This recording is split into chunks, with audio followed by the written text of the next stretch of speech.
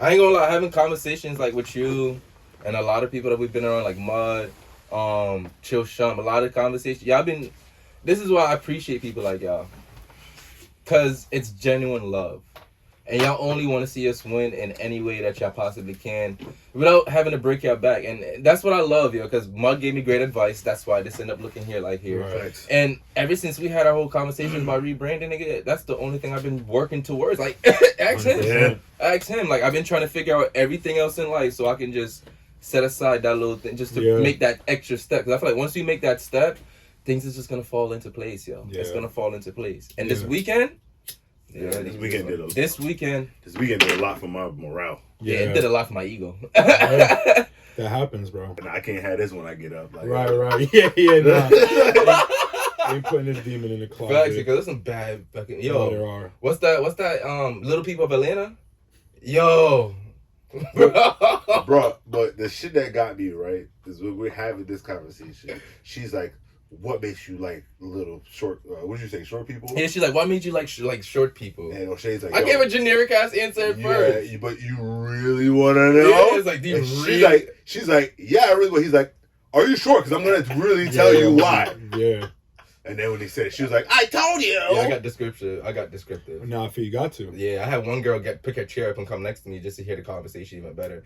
And that's what I'm saying. I always get to the point of making my point known. Like, Facts. I very seldomly let shit roll off my shoulders because in my experience, the more leniency you have with people, the more they feel they can get away with. Yep. Yeah, I don't like that. And I feel like once you start setting the tone for it, they start fucking taking that extra mile. And by the time you get fed up, they have already gotten accustomed to you giving them the leeway. So now you're moving different. So now you're the wrong one. Yep. Like all of a sudden you acting different. Nah. Like, whoa, nah. I've just given you the benefit of the doubt for way too long. I trusted you. When in technicality, I was already moving different when I was moving this way, which you started. But the thing is, see, and that's the thing, bro. Like when you watch major publications or media platforms, like anybody, I don't even want to use Kanye, but like anybody, you'll see certain artists that like are really in the mode of like artist development, like they've been through that class.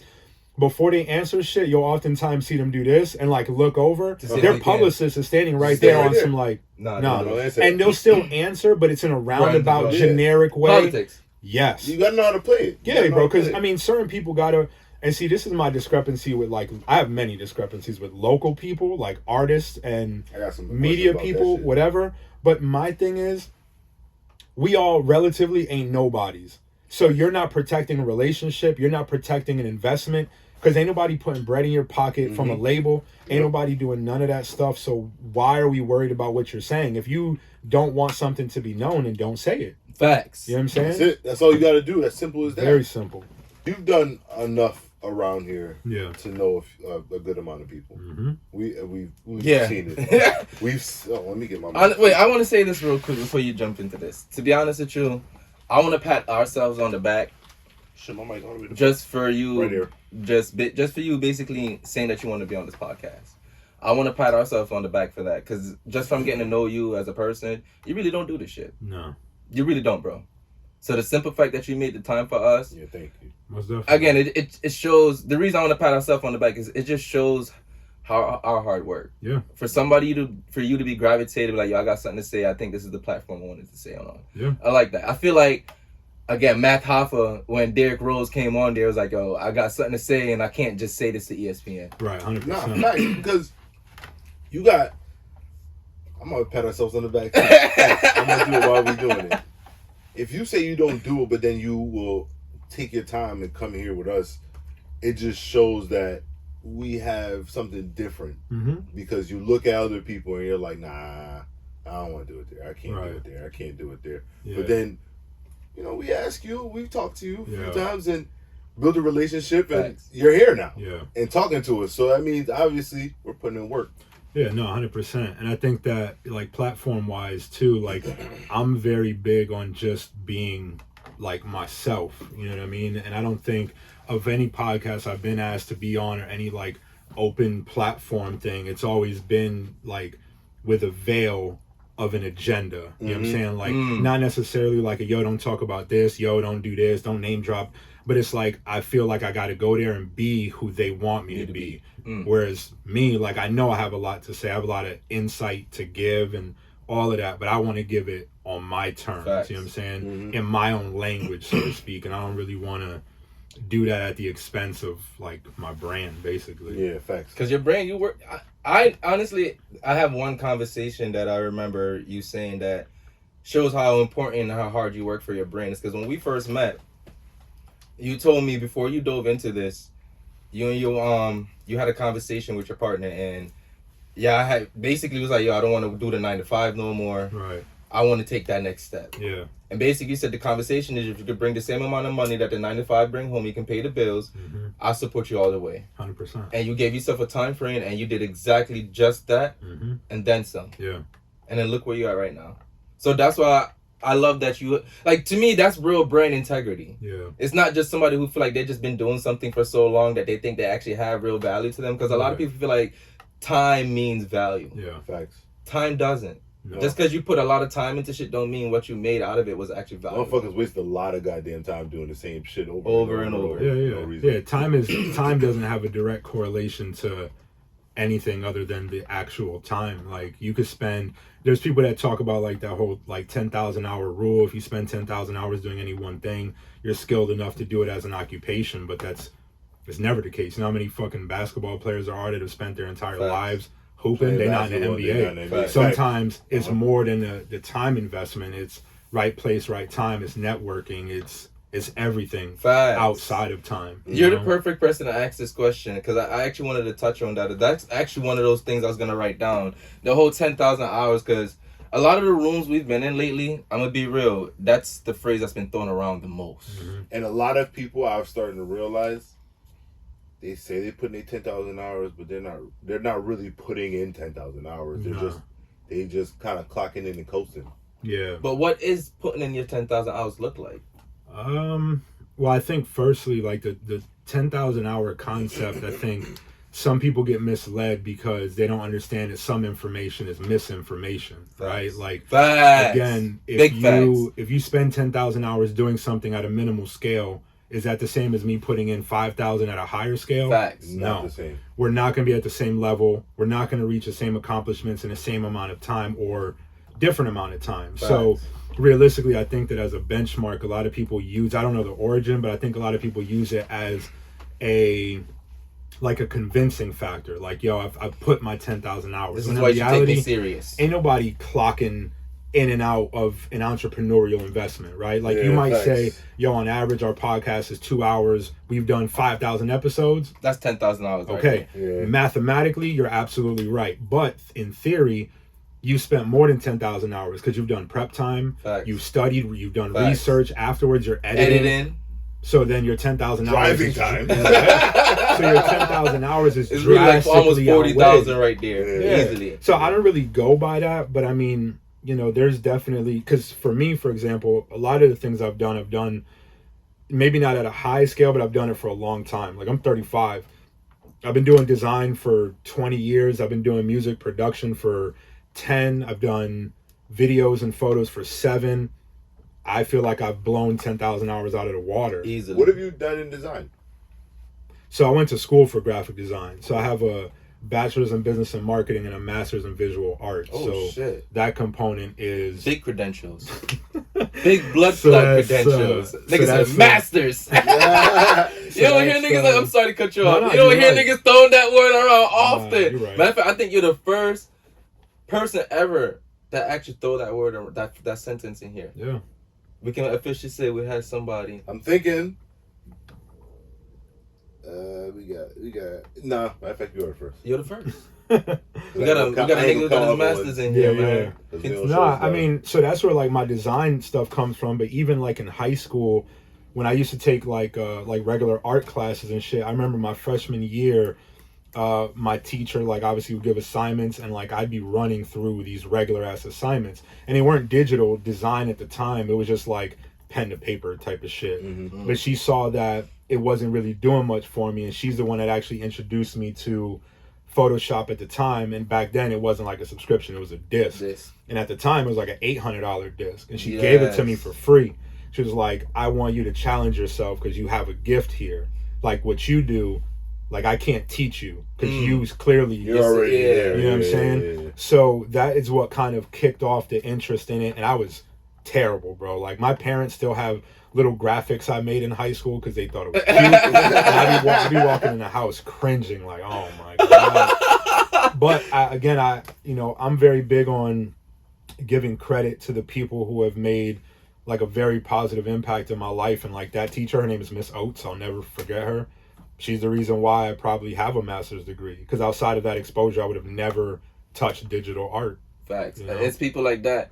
It's like, it reminds me of when we had Smooth on here, and Smooth told us, like, he had a coach that basically told him, like, yo, you're good at football and all, but you have leader mentality, you have leadership skills in you. So sometimes it takes somebody from the outside to see skills that we don't think we possess, to really bring it out and realize that was our true talent from the very beginning. Yeah. And that's exactly the case in this situation. Yeah. Somebody was like, yo, of all the students I've taught, you different. Yeah. Most definitely. You Neo. The one. Absolutely. You're the one. Yeah. So she invested into you, and I guarantee you she did not regret nothing. Nah. Most definitely Nothing. not. Do you still talk to her? So she's not a teacher anymore. So I graduated in 2005. This was Damn. 2001 now. You know what I'm saying? So she's no longer a teacher, but prior to maybe like the last 7 to 8 years, I would still go back to my school and I would just like roam the halls. I bump into her. I would thank her every single time. And she'd be like, oh, can I see your work? And I'd show her. And she's just impressed. Blown away all the time. Yeah, because that's really her. It is. That's and I really tell her her. that. I'm like, yo, like, realistically, you know, I tell people that have kids, you know, obviously I always stress the importance of being a good parent. But the reality is during your curricular time in school, you're with your teachers more than you're with your parents. Facts. So they have a greater influence in terms of time to what you're going to become. And they see you more before your parents see you. Yeah. And they see the skills that you exhibit. Just realistically, you know, not everybody comes from a privileged background where I didn't have a computer at home. So again, she gave me that disc. I didn't have nothing to do it on. So now you have to challenge yourself. I would go to Hartford Public Library and be like, hey, can I do this? And I had to get like permission to install that shit. So the challenge wasn't just you learning the software. The challenge is you actually being in a position to learn the fucking software. Right, yeah. But you see how this is? That's when they say, no, I'm good. That's when they say opportunity is what's the difference between upper class and lower class citizens. You know what I mean? Or not even upper and lower class. Matter of fact, yeah, upper and lower class citizens, like, where you don't have a computer at home to go practice this shit. Right. You know what I mean? Other kids, they'll get that disc from a teacher, go right home, upload that shit on their computer, start playing with it. Get busy real fast and learn it from a different age and be leagues ahead of you. But you took that opportunity and was like, nah, I'm gonna learn this. Yeah, and the crazy thing is, one of the last times I spoke to her, like back when I was younger, you know, realistically, most of us probably never. It wasn't a highlight of a conversation to be like, "Oh, miss, like I thank you, but like I don't have a computer," because it feels like I went to school with a lot of white people. Just to be honest, right? I went to school in West Hartford. I was fortunate; my parents busted their ass to pay for my school. I went to private school my whole life. I grew up on the north end of Hartford, though. So I had to both what I saw in the morning and at night was very different from what I lived during the day. Facts. But I never was big on, you know, like, oh, I don't have this, I can't do this, I can't afford to go on this field trip. I would just make excuses. But I did tell her at one point, like, hey, miss, like, just so you know when you gave me that disc, like, you know what the fuck I had to do? And like literally, like, she was almost crying because she felt bad because she's like, they're not used to dealing with kids like that. They're used to dealing with kids that are like, oh, resourceful. Nigga, you got a laptop. Your parents got a computer. I did it. You're at West Hartford School, so obviously you got it. Right. That those assumptions that come with you being in there. 100%. So, you know, I informed her and shit like that. But again, nonetheless, I feel like the obstacle between me getting a disc and me not having a computer, that is the environment that most people fail because they give up right there. Right. Like, oh, it's a challenge. I got to jump through hoops and do this. It's like, bro, all you gotta do is catch this bus from Vine to downtown. The library is free, bro. Facts. Like, what the fuck are you doing at home? And they encourage students to do shit like that, especially at that time 100%. too. Hartford, I know, like for Hartford Public Library, Yeah. I seen kids after school in there on the computers for like 2-3 hours. That was their rec time. That was their time. And look where some of them is right now because they dedicated that time in there. Most definitely. But that also goes back to the whole 10,000 argument. Yeah. It's like, how can you say when something is destined for me, I have to put in 10,000 hours when just the simple fact of me finally being on this path, everything that was meant for me started falling into place. Yeah. And the other thing, to go off of that, the other thing I have a problem with about the 10,000 hours is it's not, some people look at it like the 10,000 hours is almost the equivalent to like a driver's test. Like, when I get to 10,000 hours, I have permission to do this. Yeah, once I hit my 5 years of my driver's license, I'm an expert driver. Right, and that doesn't really equate. You know what I'm saying? The reality is that you could be 1,000 hours in and get an opportunity that somebody that got 20,000 hours ain't going to get. Fact. Yeah, exactly. Because again, it's about who you know, where you're at, and what you're willing to do. But to your point, I'm not very religious, I would say. Like, I believe in God. Cool. Spiritual. Exactly. Took words out of my mouth. So I believe in that, and I do believe in, like, if you got a God-given talent, bro, it ain't the universe is gonna bless you. Ain't no person, ain't nothing outside of death that's gonna take you outside of that. That's fucking. See, that you were the perfect person I needed to have this conversation with, because I don't know, like that one thing. I don't like. It really threw me off for a while. Like, it really threw me off because I'm not gonna lie. Like, hearing it from certain people, it can make you feel like you're not doing enough. Especially, like, I like to say this for us, like. I went through a lot of frustrations with this shit, you know? I cried tears going through a lot of this shit. I probably punched a lot of shit just certain, like, they don't see those behind the door things that you have to do just to be like, Facts. I can smile in your face today and be like, I'm still doing this shit. Facts. Niggas don't see that, and it's like when they tell you about the 10,000 hours, it's like they're just diminishing and discrediting everything else that you've done in an indirect way. Facts. So you telling me I gotta do 5,000 more of this shit? Yeah, and I think that, you know, a lot of the space that we're in today, a lot of people in our alternative lifestyle, there are no accolades at this moment, right? Facts. Like, you don't have a Grammy for your music. You don't have a Pulitzer Prize for your journalism skills. We don't have any of that on this scale. So what do you have? You have the ability to hold accountability to your time. Fact. But how does that even make any sense? The mayor not bumping your shit. Nah, you know what I'm saying? So the reality is that a lot of people in their own fight to, you know, I bring this up a lot in conversations I have in private, but like Coach Carter, the movie, when he asks all his like basketball players, what's your deepest fear? What's your greatest fear? Right? And the answer is a poem. It starts off with our greatest fear is that we are inadequate. Right? That's what everybody struggles with. There's LeBron James probably has accolades he hasn't achieved yet. Personally. And he could hold that over his head to be like, I'm a nobody. But everybody under him looks at him like he's the one. Yeah. So a lot of times I feel like people in a disparaging circumstance or situation that feel like they don't have much value are going to hold the 10,000 hours as a fake accolade. You know what I'm saying? And again, unfortunately, even going back to that poem, the reality is that you being able to shine shouldn't come at the expense of dimming other people's brightness. Because I think the line that follows up after that is, our biggest fear isn't that we're inadequate, but is that we're greater beyond all measures. Mm-hmm. Yeah, bro. So it's like, but honestly, yo, that poem at that time, life-changing, bro. That was a culture thing. Like, that set a point in our culture. Akil and the Bee, my nigga, when that poem came out, everybody was reciting. I think some people learned it word for word. I saw that movie one time. One time? I've seen it a few times. I've seen it a few. It was an empowering movie. It was an empowering movie.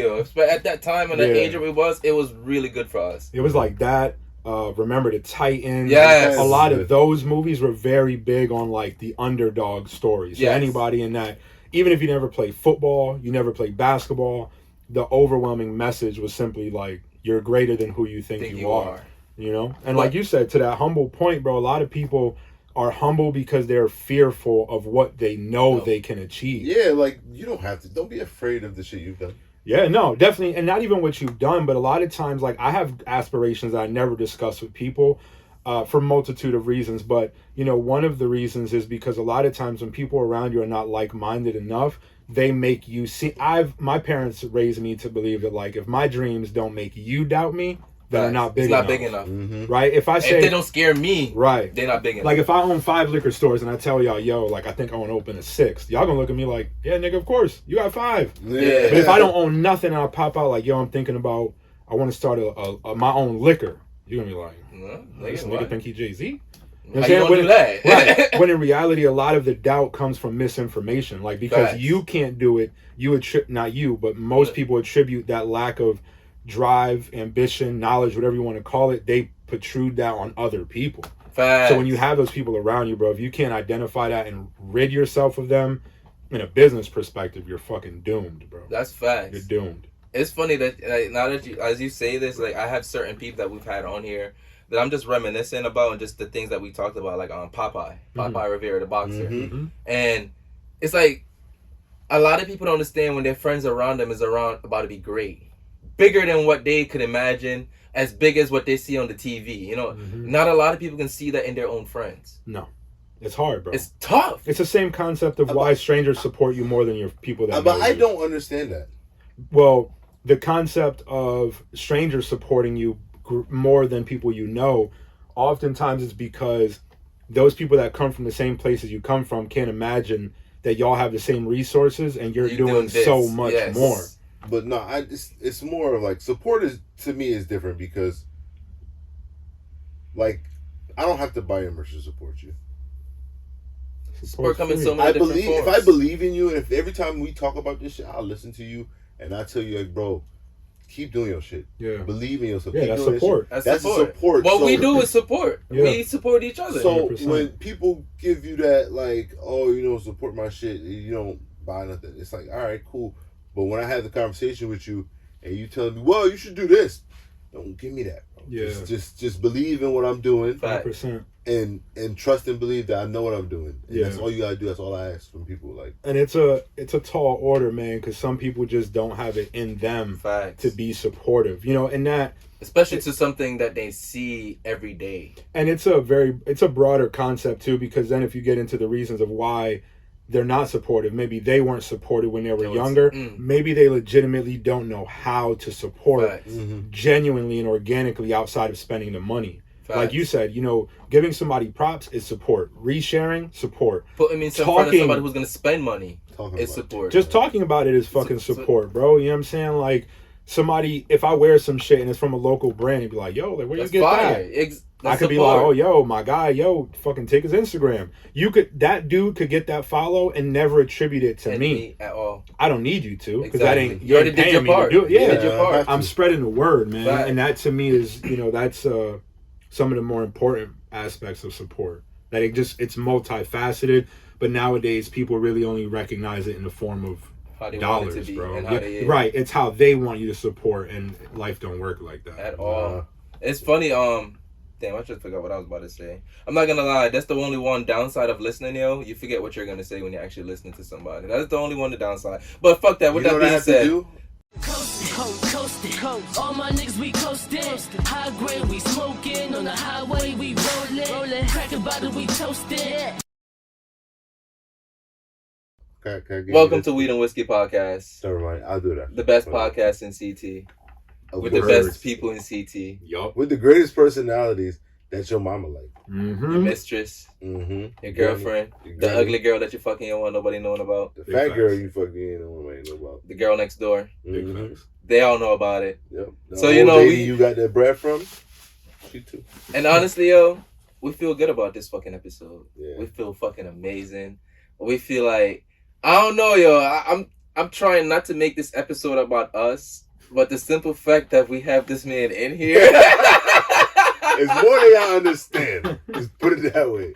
Like, seriously, this man has been doing so much fucking shit before we met him, and has been doing so much fucking shit after we met him, and it's only been about a year. Every single time we go somewhere, This man is there. every single time. The conversations we have with him literally change our fucking platform. It gives us a different confidence. It gives us a different type of vision for ourselves.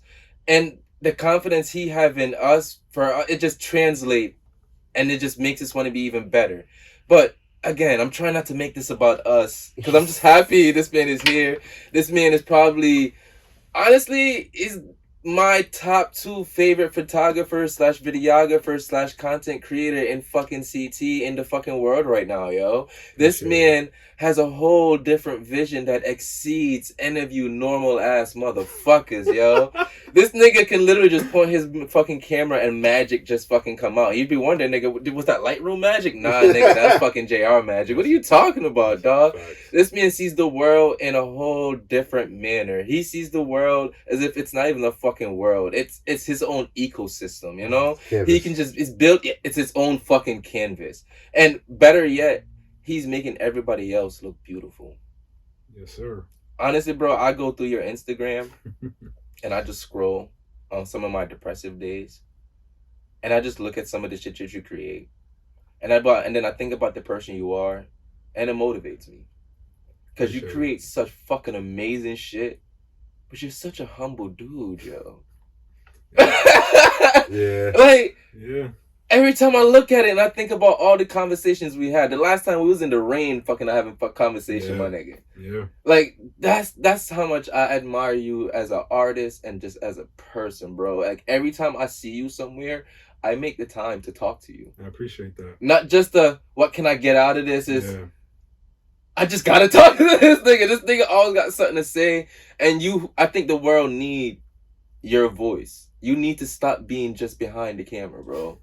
You know too much. You've seen too much. Yeah. Hold on. You're amazing. He don't need to stop because he could just do this one Let's time. stop. Yeah, let's stop. No, don't ever do it again. I probably never do this shit. This could be a one and done. Let us have the limited edition. Right. That's cool. That's We have the legendary, we have the infamous, we have the great JR Drizzy in here. Yes, sir. What's good, my guy, man? I appreciate you for being here, man. Nah, most definitely. I appreciate y'all. Yo, like, definitely. I'm serious. You're like, this shit is great. I don't want to keep making this about us, but the simple fact that you're here, it's kind of hard not to make this about us. This is like, you know, when somebody go fishing and they catch that big fish. Mm-hmm. Yeah, I appreciate it. Make me a voice. No, I appreciate it for sure. All right, man. So I want to ask a quick question real quick, man. So from you doing the work for so long and just being in the field for so long, what do you feel like Connecticut best attribute is as what it gives to the world as creative and its worst attribute?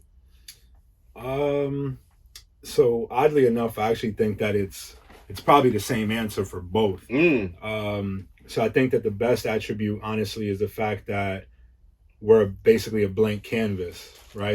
There is nobody who has gone on to do great things on a global scale per se, as far as if we're talking media.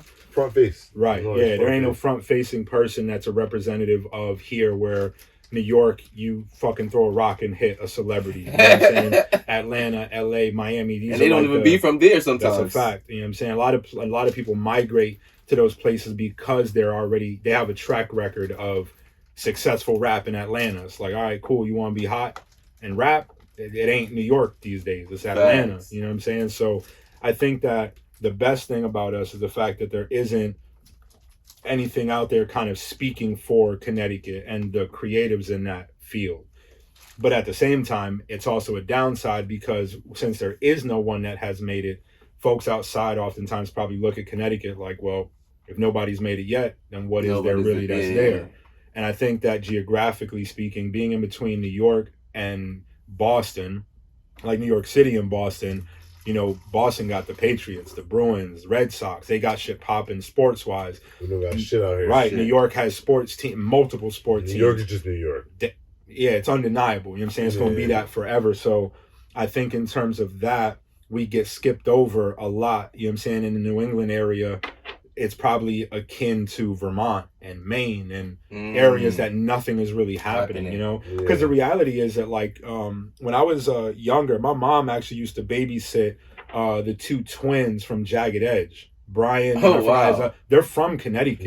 That's what I was going to bring up. Like, there's people like Jagged Edge who's from Connecticut that don't put on for Connecticut. And see, that I feel like part of where we're at today is partly their fault, not directly, but it's a small step in the bigger scheme, because the fact that they were from Connecticut, went to Atlanta, hooked up with DeBrat, JD, all of them, they essentially carried on this facade of like, yo, we're Atlanta. Mm. So people are already looking at Atlanta like, yo, they got this person, this person, this person. When in reality, they could have went down there. Yeah, they could have went down there, got popping, and been like, yo, like, y'all need to fuck with CT. Like, we're going to do a CT run of college tours. They don't do that shit. Or invite CT artists to be in the same rooms with them. Like, yo, take that trip down there. It's actually going to be worth it. 100%. You know what's crazy about the state of Connecticut, though? For such a tiny-ass state, it gets mentioned a lot. It does. It really does. Wait. So we have to... I think I like to bring this up. I feel like when they mention Connecticut, it's certain parts of Connecticut they're talking about. It depends on the conversation. It depends on the conversation. Because there's the Hartford side, which is not always the best conversations on a global and national level. And then there's the suburban gated community side, when people think of Greenwich, Naugatuck, those rich areas where white people are primarily known to be at. Right. So it's like two different sides to Connecticut. So everybody have a whole different view on what Connecticut is. Yeah, it depends on the conversation, but it's still like for nobody really to come out of here and put on for the state. And I guess it's maybe just a hip hop culture thing to do that. It still gets mentioned a lot, even in hip hop culture. Yeah. Like, you watch a lot of interviews from people from, like, New York and stuff. And I've said this before. They always say on the come up, they have to come here. Yeah. And so part of that, too, I do think is even on a mainstream level. Like, for example, I think there's things that connect Connecticut with mainstream music in general, and movies and a bunch of other shit, right? Like The Conjuring, recorded in Connecticut, right? The Haunted House. Yeah. One of those. Haunted in Connecticut. In Connecticut. That was obviously filmed in Connecticut. You know what I'm saying? So that brings light to people globally. Like, oh, yo, this haunted ass spots in Connecticut. What the fuck is in Connecticut? You know, Mike Tyson's crib. Then 50 bought it. So now 50 is a contributor to hip hop. He lives in Connecticut. Right. So Connecticut gets kind of yielded into the conversation little by little. But again, it's realistically, Hartford especially is, you know, on a global scale, is ultimately recognized as the insurance capital of the world. Exactly. So when people hear that, they hear, oh, y'all make a lot of money. But that's over even there. changing, because a lot of them is even 100%. fucking moving Hartford. Like Edna's trying to leave Hartford. Yeah, Connecticut, period. Yeah, they're trying to leave Connecticut, period. Yeah, but I do still think that even if our recognition is in like the insurance field, the association that's made with Connecticut is that the whole shit look like Greenwich or West Hartford. Yeah. But realistically, that translates over to everywhere, bro. There's dirty ass spots in the Bronx. There's nice spots in the Bronx. When you think of drug pandemic, it's Norwich. It's not Hartford. Right. Yeah, so that's what we know. Right. That's exactly it. Looking from the inside out, it's easy to make that connection. But I think that on the outside looking in, you're just going off of what's being told or what's being shown in the media, and you know, oftentimes it's not the greatest. You know what I'm saying? Mm-hmm. Like, even if you think about like nicknames of spots over here, like Dirty Water, Waterbury, outside Hartford. Yeah, Gun Wave in New Haven. Like, who the fuck would want to come here if that's facts? You know, and those are the global names for us. Those are global names for us. Those are how we're known. But the thing is, there's people who hear. Well, I hear good arguments, right? Like, they say there's people who from CT, they love the dirt bike life, they love the Meek Mill life, but they don't understand Bridgeport or 203. They have that bike life culture out there 100%. As well too. So it's like that before. Yeah. They I feel like I don't know whose fault it is, but we just get shown for the wrong things. I mean, again, I think it's really just the spot. I think the spotlight on Connecticut is very small because of a lot of those things. The sporting comes into that. Nobody that I'm aware of has made it like mainstream film industry, music industry, at least that's known to the world. I think it's background. Right. So our scope is very small, but like if you take a Philly, you gotta talk about Kevin Hart. You gotta talk about Meek. You gotta talk about P&B Rock. There's so many people. They got major sports that bring in a light just to look at the area. Like, oh, like these dudes come out of here. Yeah, what's in Philly? Fresh Prince, Philly. Like, there's you could take any of those poppin' cities. Yo, you take Miami, it's fucking Rick Ross, DJ Khaled, Nori, Pitbull. It's all of that, bro. New York is pretty much the birth of fucking hip hop. Everybody gravitates toward that. For even outside of that, there's something to go to New York for, even if you're not a big New York fan. Yeah. So it's like a lot of states have something to gravitate people towards them, but like, all right, so there ain't shit here. Nah, my barber, right? So I've been going to the same barber for over a decade now, and one of my favorite things about sitting in her chair is having her like tell her stories of like, because she used to be a singer.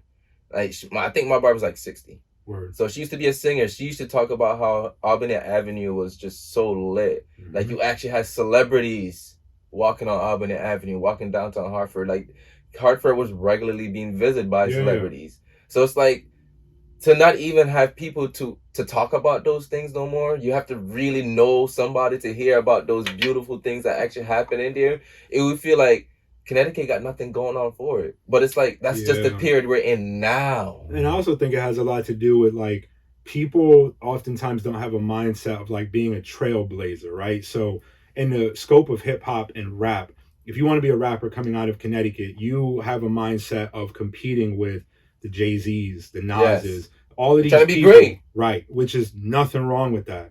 But when you alternatively, if you just think about it in a broader scale, why would you want to start a race off in the bottom position and try to work your way over decades of work when you can be an artist that has an alternative style?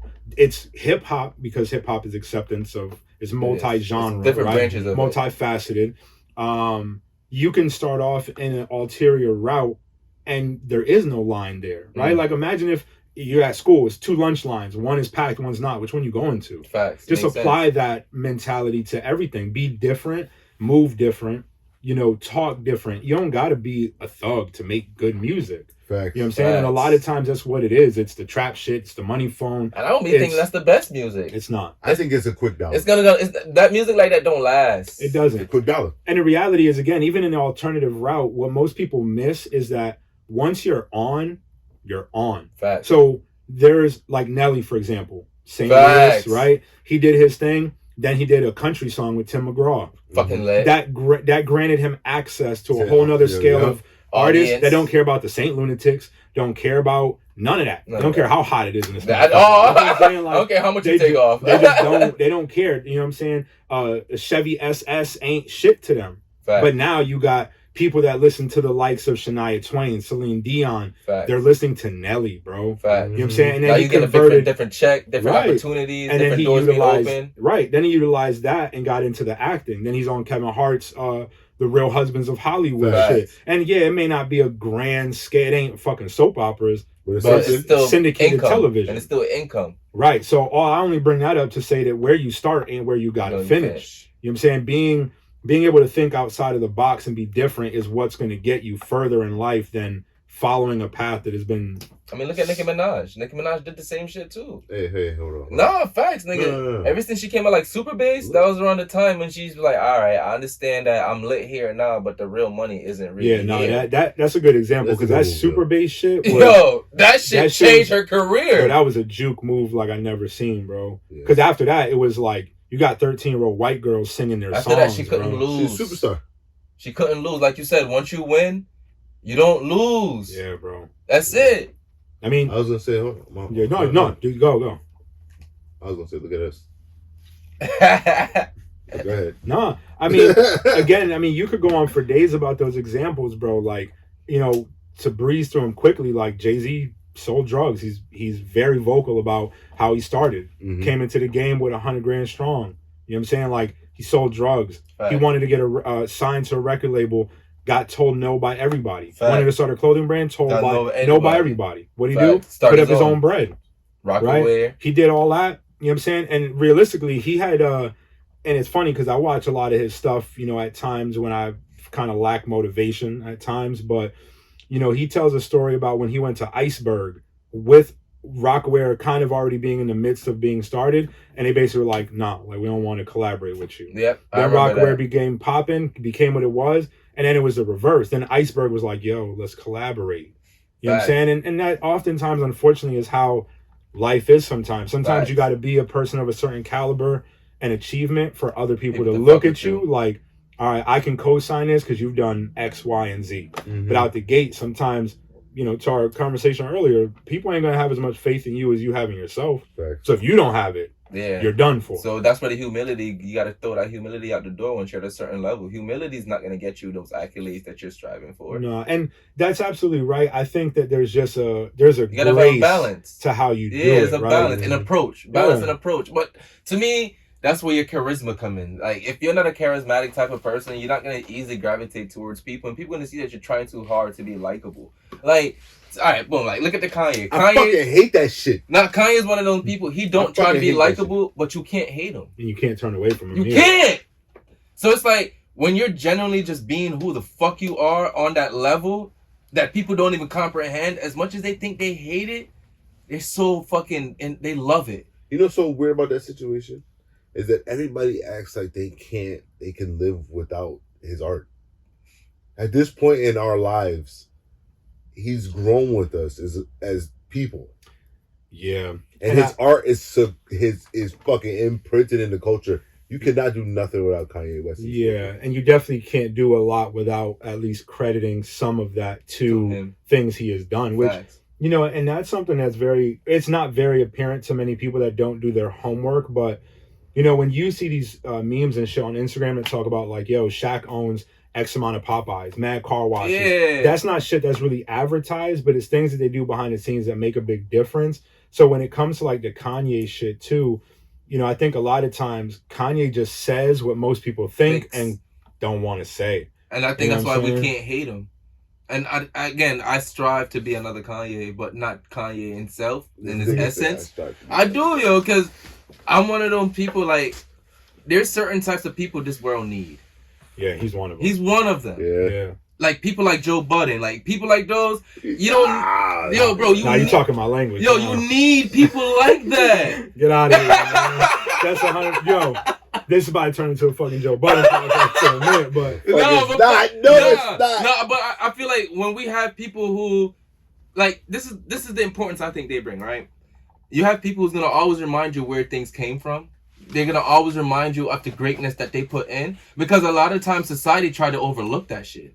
Yeah. Society tried to make it seem like that shit was just piece of cake. Yeah, it was nothing. And it was nothing, but most of the times it's the reason why we're even able to do some of the things that we are today. Right. They were the stepping stone for a lot of the shit. Yeah, no, 100%. And I mean, again, to your point, like, Joe Budden, on a personal note, I say this shit to people that we understand. You're a Joe Budden fan? 100%. Okay, I like you. I knew there's a reason we like you. I have a question for you. What's up? Are you a fan of his music? 1000%. Okay. I'm not gonna lie. My favorite thing from Joe Budden up to this day is the Slaughterhouse freestyle. Oh yeah, bro, it's undeniable. Yo, but see, the thing is, this is what I'll say about him. So, as on a personal note, like I've been into Joe Budden music since as long as I can fucking remember. I have every like physical disc he's ever released, mixtapes. You're a true supporter. From DJ Clue, Desert Storm mixtapes, all of that, right? So, one thing that I hold in like high regard to myself is that at a certain turning point in my life, which is like my time in the military, on one of my first deployment. Okay, you're an onion, bro. Yeah, I know. We'll get into that. But I was about to say, where we at right now? Oh my. Oh, we all right, cool. Now it's gonna be a long one, boys. Yes, sir. I'm telling you. How bad if I gotta work tomorrow? Fuck this shit. So the reality is that like on my first deployment, my girlfriend at the time, like she would send me little care packages and shit like that. And I remember at the time he had released an album called Mood Music 4. And when that shit came out, he had a song on there that was called Role Reversal. And he basically talks about the reality of him being with a girl that had a child previous to him, and he had a child with someone outside of his current relationship. And talks about how like when he's with his girl's son, he's like draped in extravagance, right? Like he's in a big mansion. They got a pool in the backyard. They got this, they got that.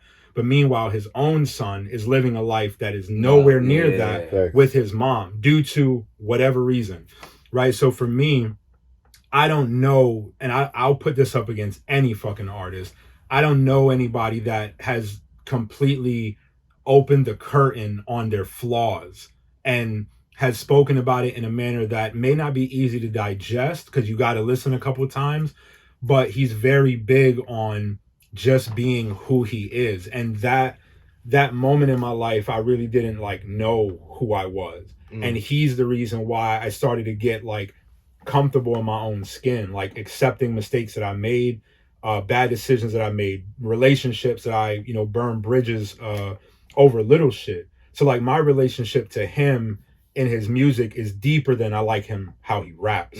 It's more of like, yo, I could see myself in that way because he talks about everything from it's like a role model in a sense. like he talks about suicide, like as much of a touchy subject as it is, bro. We gotta have those conversations. Yeah, and like I'm not saying that everybody has had those thoughts, but anybody who I feel like majority of people have had 100%, regardless of how far it's gotten, there's definitely been a moment of like my existence is not enough. Exactly. Even if it's just that, right? Even if it's just understanding or feeling like your physical space that you take up here on this earth means nothing to nobody. That to me is suicidal. That's suicidal, right? It ain't really like, yo, I'm about to shoot myself. Exactly. It's not that. It's a broader scope. So again, to that point, Joe Budden is arguably probably one of the biggest reasons why I'm unapologetic in how I think, how I speak, what I do, and what I go after. Because now it's not about I'm gonna be who I need to be in this room. Like I'm gonna be me everywhere I go, and whoever gravitates to me, that's who I'm keeping around. I ain't got time for the yo. You want to fill out an application, be a friend? Nah, I ain't doing that. All right. Listen, I'm not gonna hold you. I have never been a Joe Budden fan. Tell me why. And I'm glad you said what you said, but for those exact reasons. That's why you don't like him? Yeah. Because his music puts me in a space I don't like to. He got to be real with himself. I understand. I don't like to be sometimes. You know what I mean? And I had those moments, like, regardless of not, like you said, most people, and I've had those moments, regardless of what. And I had those down moments. But when I listen to music and stuff like that, I put myself in a space of where I want to be. Mm-hmm. You know what I mean? Not where I am at the elevate you. Yeah, not where I am at the time. I got my thoughts for that already. Yeah, I'm already gonna think about that shit. Right. I get that. So I listen to Nip a lot. Like that's where I want to be in life. That's where I strive to be. So when I listen to Joe Budden, I'm not gonna lie, it puts me in I stay in that mode. Like, no, you know what I mean? I definitely stay in that mode. I do understand and I can appreciate that as well. But I'll give you two references. One of them, like he has a bar in a song, is actually from the same song, but he has a song that I forgot what the first bar is, but the second bar basically says he's talking about music and what it's done in his life, and he says something to the effect of like, not that it's growing old, but years of bearing my soul is taking its toll. Right. And like to me, again, I could relate to he's that. talking about this negative shit, but he's talking about it and accepting and understanding like, yo, I'm giving you so much of me that it's taking everything from me. So that is, to me, that's a selfless act because you understand that what you're talking about probably can be related to the masses. I'm giving myself to you. Right. And if you compare, I mean, outside of the likes of the Kendricks, the J. Coles, the Nipseys, maybe even the Jay-Z's now, but like, bro, what rapper you know is going to make you feel like you're understood? Fact. I don't got like $1 million in the bank, bro. I don't drive a Lambo. Facts. I don't have. They don't talk about that, and you can relate to their music. Like 100%. To me, that's gold. Yeah, yeah. And so the other bar that he says, it's in a song called "Unnecessary Pain." It's probably my favorite song of his. But he has a bar. Damn. It says. Give me 2 seconds here. I don't know it. Exactly. But explain, I fucked up. But so explain what it means. The hard part is remembering the first bar, but it might be this fucking whiskey, honestly. But the second bar, essentially, he's referencing the fact that his ex-partner essentially like is alive, right? They just broke up, but he has a bar that ultimately makes the parallel between mourning somebody in death and mourning somebody while they're alive. Mm-hmm. And like, to me, I don't give a fuck my dad, or not my dad, because I've been married for mad long, but he's had exes. So he can relate to the idea of this person being so ingrained in your life that when they leave, the feeling of that is so deep that you feel as if they're not even on this earth anymore. Yeah. You know what I'm saying? And shit like that is what, has ultimately led me to my liking of him. And to your point, bro, like, there's people that'll tell you like, yo, when I'm sad and I feel like I need to cry, sometimes I'm gonna do shit that's just gonna make me cry. Right? I'm gonna look up even more sad shit because I want to get the shit out. So I don't listen to that nigga when I'm in a great mood. You know what I'm saying? But when I'm like driving at night, kind of deep in my thoughts, I kind of got this fog. You don't want to get out. You don't want to get out that mood. You just want to stay there for a little bit. And that, realistically, like I've been in therapy before, and one of the biggest things that they always talk about is there is no progress without revisiting what's caused you to get here. For me, when I do that, I turn my music off. I get and that. I listen to the road. So true, and I do that. I find myself at night doing that sometimes too. Where like I'll have a long day, like I don't even grab my phone and put the music on. Like I just start driving and I'm just zoned. Mm-hmm. Now like I'll pull up to the crib like, yo, how the fuck I even get here? Like a lot of the times when I leave here, I turn my music off. Yeah, no, and it's a good like decompression. It's because we're getting old. Probably, I never did that shit when I was young. Yo, me neither. I couldn't drive. I couldn't even pull off without the right song. Music all the way up. But now I can pull off without no music. Yeah, and I think one thing about what I think music does. I'm very big on music, and I've said it before on like Instagram. Like I really wish there was a way that you could make other people feel what music makes you feel, right? Because I make music, right? So yes, I show people. Because Two Tails been wanting a fucking feature for a while. I got you, Two Tails. I got you. So the reality is that like there's something very different between you hearing a bar and feeling the bar, right? I feel like when I make music and I let my homeboys listen to it, they'll be like, yo, that's hard. But in reality, what's hard to you? Is it the beat? Is it the cadence? Is it the flow? Do you like the auto-tune sound? Are you really understanding what I'm speaking to, though? It's funny because Tony Time, he came in here, he made us listen to his tape before he dropped it. After we listened to the whole tape, his first question was, how did it make you feel? Yeah, bro. That's big. Yeah, he was like, I don't care about. He said that after every song. I don't care about. Yeah, he's like, I don't care about the bars or anything. Yeah. He's like, how did you feel after that? Because the feeling is never going to escape you. You know what I'm Never. saying? It's almost like again, when it comes to music, I'm sure there's songs in a catalog somewhere that will make you revisit a time in your life. Yes. You know where you were when you heard.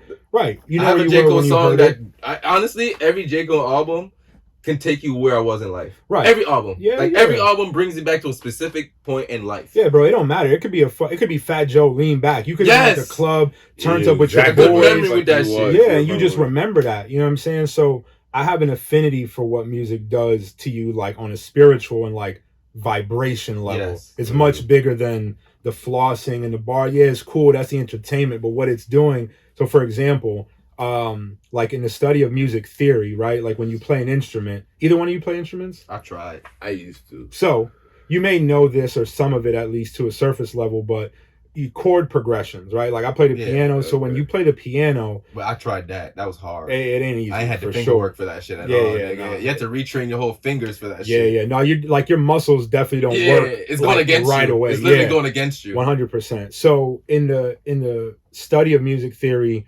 there is a concept about like major chord progressions and minor. Yeah. So you have scales, keys, all that. So scale formatting, oftentimes a lot of up tempo beats and things like that are very hype are major keys or major chord progressions. Mm-hmm. And they're essentially rooted in the vibration that it creates that makes you feel loose and makes you want to turn up and all of that, right? The drums, 100%, the percussion, everything about it is adapted to make you feel something. Whereas minor chords, for going back to the whole like, music can make you feel sad. If you listen to fucking Boyz II Men, Song for Mama, right? You could listen to the instrumental and still feel the whole something, right? Or I got another one that really left an imprint on me. Suicidal Thoughts by Biggie. Mm-hmm. I actually wrote a 2-page poem of suicidal thoughts to that, listening to that song on repeat, and just ripped it up and just burned it. Sometimes all it takes. Yeah. After that, I felt so good. Felt so good.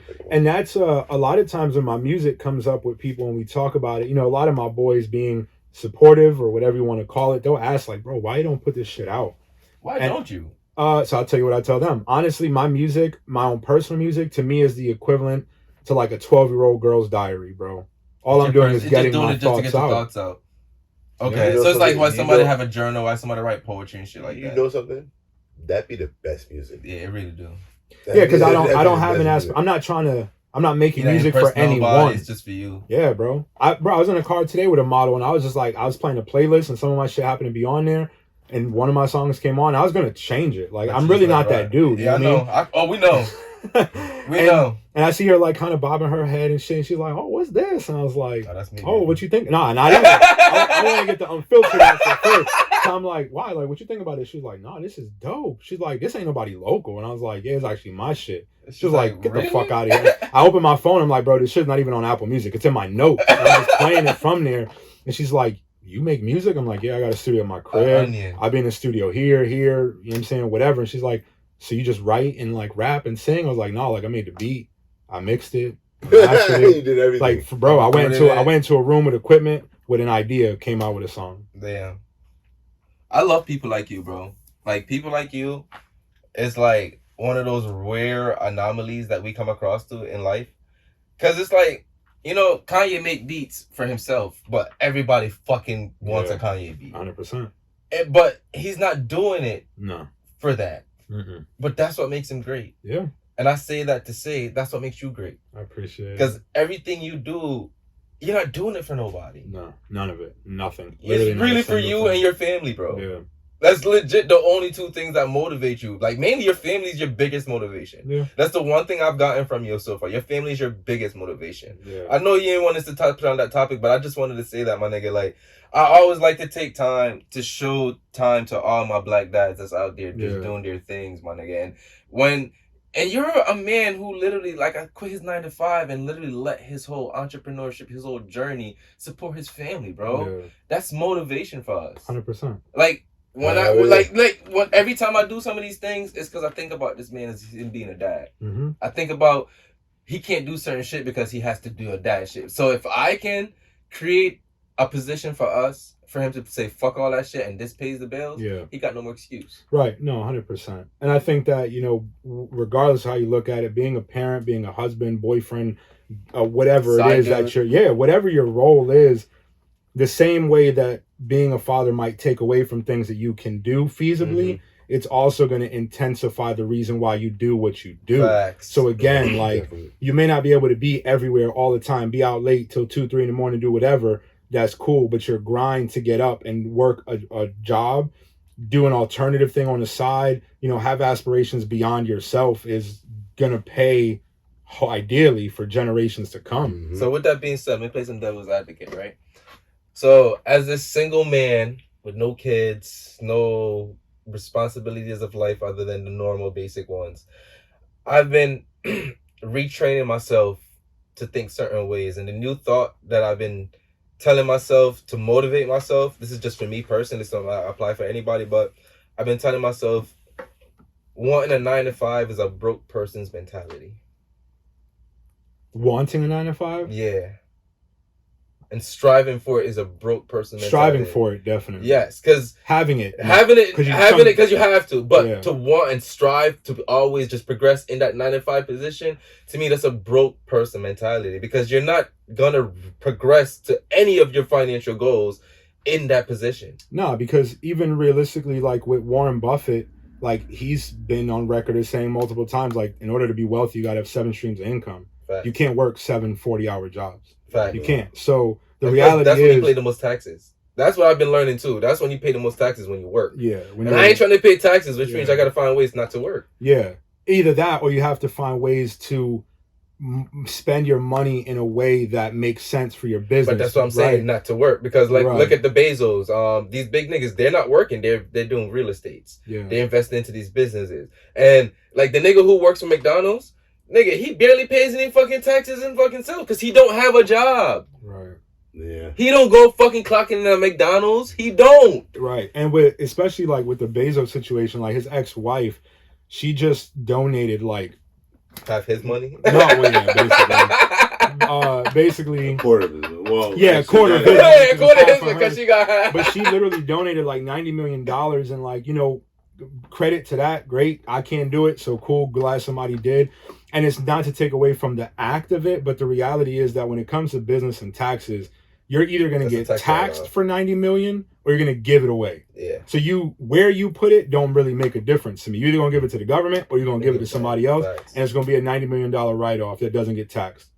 So it's business at the end of the day. And that's what I've been learning most of these times. So that's what I'm saying, my nigga. Like the difference. She learned that from Bezos because that's... No, 100%. That's not common knowledge. No, but fact. When I got put on game how they do business, I was like, I've been reading it's the book Rich Dad Poor Dad. Yeah, I read it. That book changed my life, bro. Yeah, it will. It will. Anybody bro, it will. Like, one thing that I always take from that shit is knowing when something is an asset and a liability. Yeah. That's literally the main thing, man. Because if you take that one thought and you move with that with everything you do, I guarantee you won't waste your time with a lot of shit no more. I was just gonna say, because that applies to more than money. More than money. That's people, life, relationships, everything. That's why I said that's the main thing I took away from that. It's not about houses, none of that. Because it's where you put your time that's gonna determine if it was an asset or a liability. Yeah. And the thing too, to your point, like thinking in the mentality that you're trying to have now with like no kids, you're single, you do what you want, so what will I do with that?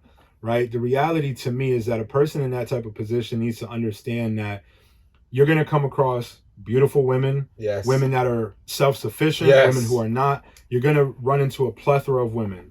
The reality is that most men adjust their life to accommodate for a woman. And I'm not saying that that's not okay. It depends on the woman, because sometimes you're leveling up when you're accommodating to a woman. 100%. If you're with the right woman, you're leveling up. But some women, you're leveling. 100%. Most women, most. But applying it to you and your position, I would simply say that a woman that comes into your life realistically should be a puzzle piece that fits into the bigger picture. Off rip, right? You shouldn't have to recalculate or recalibrate her brain into my life to think like, oh, I never really thought about the entrepreneurial route, but tell me about it. That ain't the girl. Yeah, because now I feel like I'm starting over myself. Now you're gonna have to believe in me when the shit get tough. And not only from a belief standpoint, if I believe you can do it, but as much as people may make fun of or poke fun at like nail techs that do shit out of their house, lash girls, the reality is a girl like that can understand the drive. I don't have a 9 to 5. If I get a shorty that called me at 10 o'clock, yo, I need lashes done. This chick canceled. My wedding is tomorrow. She gonna get up and go do it. So guess what? When it's 10 o'clock and he hits you, yo, we got to edit this. Can you come through? She's gonna understand you getting up out of bed. The girl that's whatever the fuck 9 to 5, she's gonna be like, where are you going? I'm going to bed. Like, bro, I got work at 9 tomorrow. And there will come a time where they're gonna make you try to make a choice. Yes. But I've lost relationships over it. My longest relationship was 7 years, and that ended because of a pursuit of something that I knew that I was destined for. And unfortunately, like, some people can't see that. I hold nothing against anybody I've ever dated. You know what I mean? Because every experience is an experience, and it helps you in the future and shit like that. But the reality is that as I grew older, I started to understand like that girl maybe was it for me in the moment. But if she was with me right now, bro, I wouldn't be who y'all know me to be. Exactly. You would have never have met me. I'd have had a 9 to 5. I'd have been working at the mall, working here, I mean, I have degrees, so I would have a good job. But I wouldn't. 9 to 5. Bro, I quit my job at Apple to do this. I made good money doing that. Trust me, I know Apple paid good. Yeah, bro, it was reliable, and I wasn't not to downplay nothing, but like I wasn't a store dude selling you iPhones. I worked for corporate, bro. I worked from home, remote, did whatever the fuck I wanted. You're the masters. You know what I'm saying? That's master's conversation right there. Yeah. So when it comes to shit like that, it's like I left something that essentially was a guarantee to the outside world. But my dad taught me from a very young age that like, if somebody, for example, if y'all are my employees, right, and I sign y'all checks, if I'm signing a check and I employ you, that means I have faith in you to do what I task you to do. Right. So why don't you have that same belief in yourself? Facts. Right? So my dad has ingrained that in me from a very young age.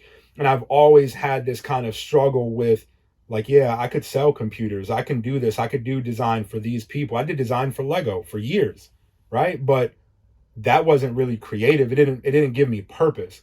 I clocked in, I open this up, I'm moving this around, I'm doing whatever, I'm getting paid. Cool. When I leave, I'm out. You're stagnant. You're not really. That was cool, bro. I loved that job. Even with Apple, I loved it. Great benefits, the whole 9.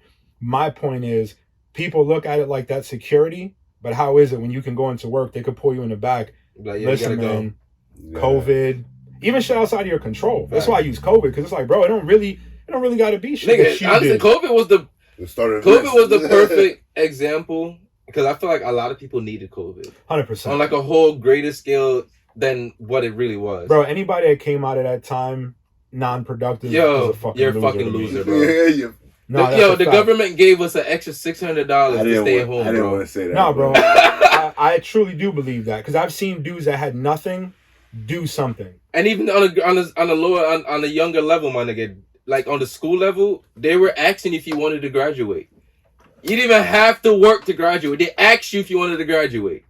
So it's like, if you didn't come out of here better than where you was, at least better, yeah. Yeah, like you ain't got to be. You ain't got to be the best of the, but you have to come out better than where you was, bro. Honestly, COVID was the best thing that happened to me.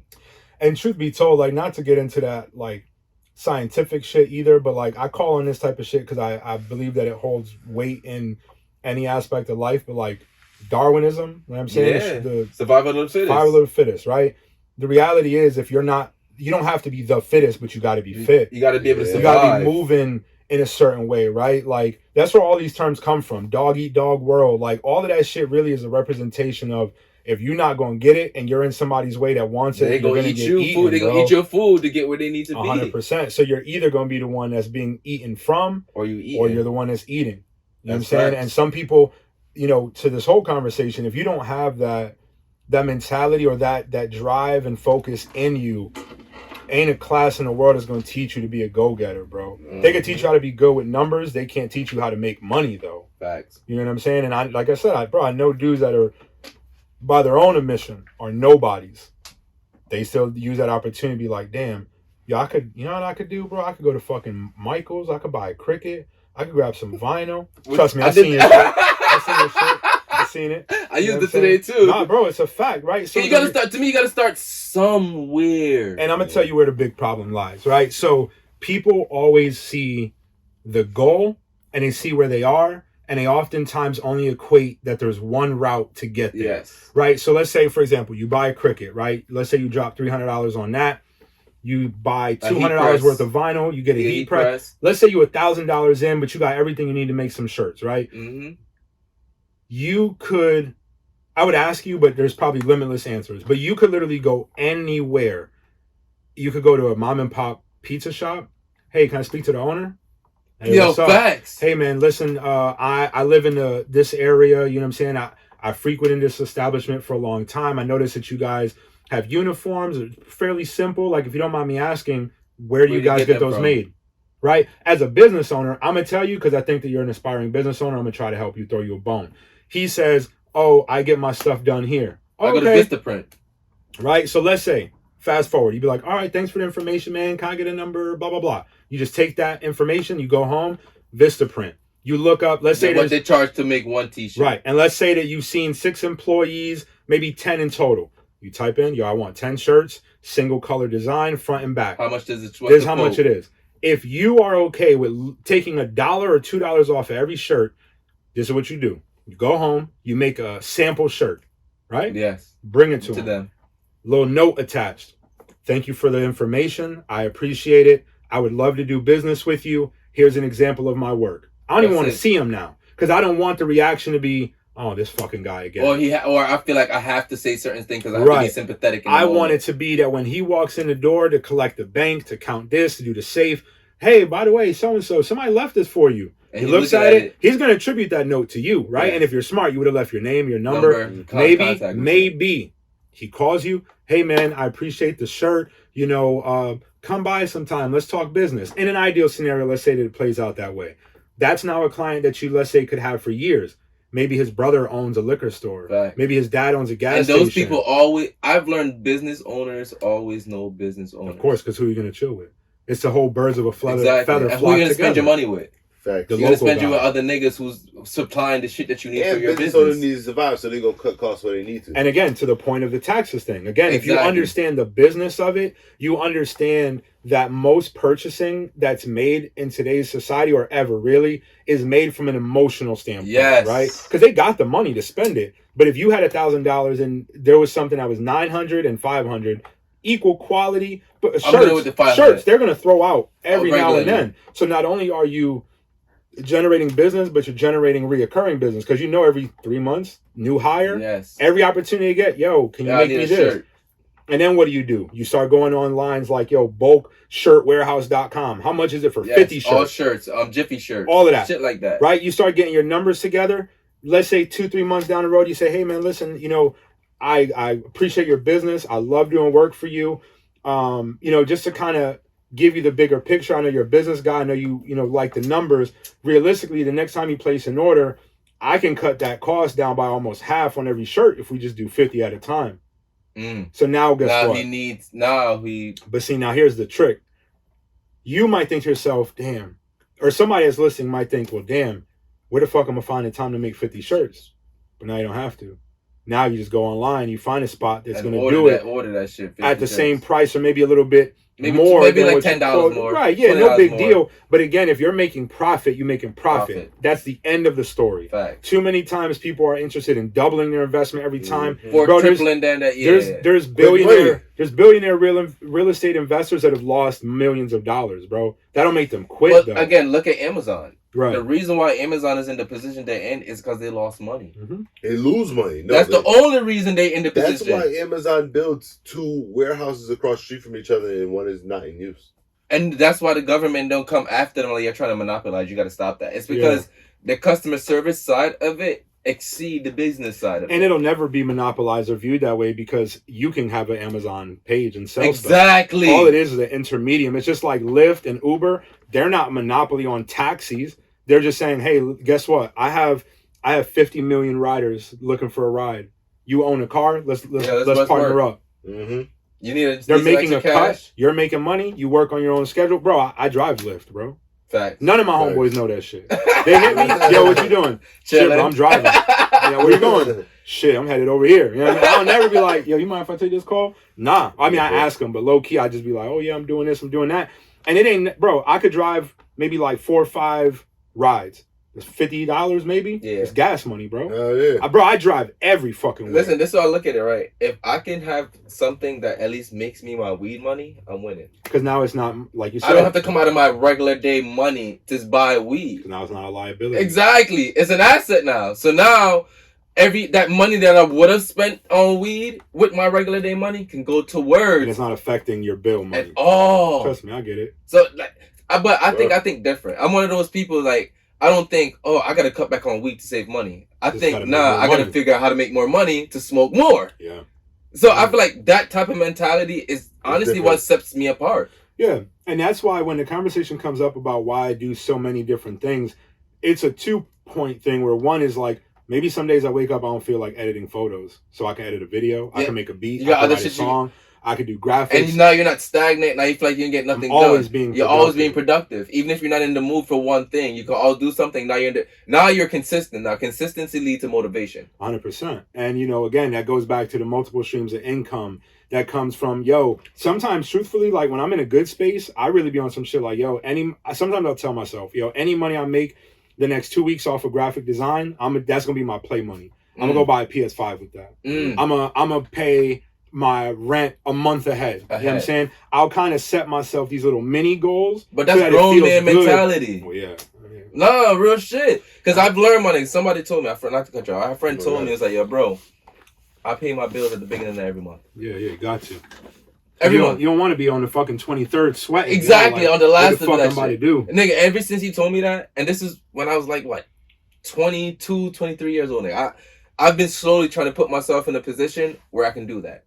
Then I had Lurch tell me, it's like, yo, I pay my bills 3 months ahead. I pay my bills. Like, I take every little thing from what everybody tell me, and I see how I could apply it with my life. That's what you got to do, bro. Because like I said, bro, that map to get to where you want to be ain't. It's not a linear. It's not a linear line. Yeah, it's not a one track. You know what I mean? So the more you get into that line of thinking, the better off you'll be in any aspect of your life, bro. You know what I'm saying? The saving money, spending money, investing money, all of that shit is gonna pay into something bigger than what you're doing right now. But most people don't have the foresight to think outside of now. Like, I'm one of them dudes, like I said on the top of this, like, or maybe before, but I don't really go out like that, bro. I jokingly say to my boys, like, yo, if niggas ain't paying me to go, I ain't going. Nigga, I say that now. And they laugh. If you're not inviting me to be at your venue to cover it or something, I have no purpose being there. Because what do you want me to do? You want me to go there and spend money that's going in your pocket? That $20 could have went towards something that I'm doing, my nigga. And not that I'm not down to support by any means, but the reality is, on the flip side of that, I oftentimes think like, yo, not for nothing, but what are you niggas out here celebrating? Because y'all ain't even do shit yet. Yeah. You know what I'm saying? And see, this is the thing, bro. Like, I always look at it, going back to the family thing. Like, I work the way I work so that the people that I'm going to have in my life for the rest of my life don't have to do what I'm doing. You know what I'm saying? I seen my dad work. So he worked first shift as a teacher at Bloomfield High, and then he worked at the post office third shift. His third shift job, bro, was to put my brother through college.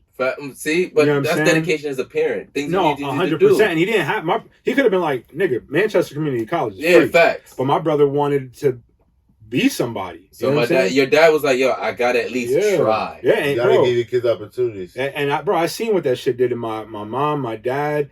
Like, it tore a lot of things apart. All of that shit. And luckily, like, they're still together because she understood that shit too. Because they obviously had me. So she probably looked at it like, all right, well, when it's this nigga time to you go to school, you gotta be doing the same energy. You know what I'm saying? But luckily, he was of a certain age where his body could recoup quick enough. Bro, he would literally leave the post office at 6:30 in the morning, be in class at 7:15.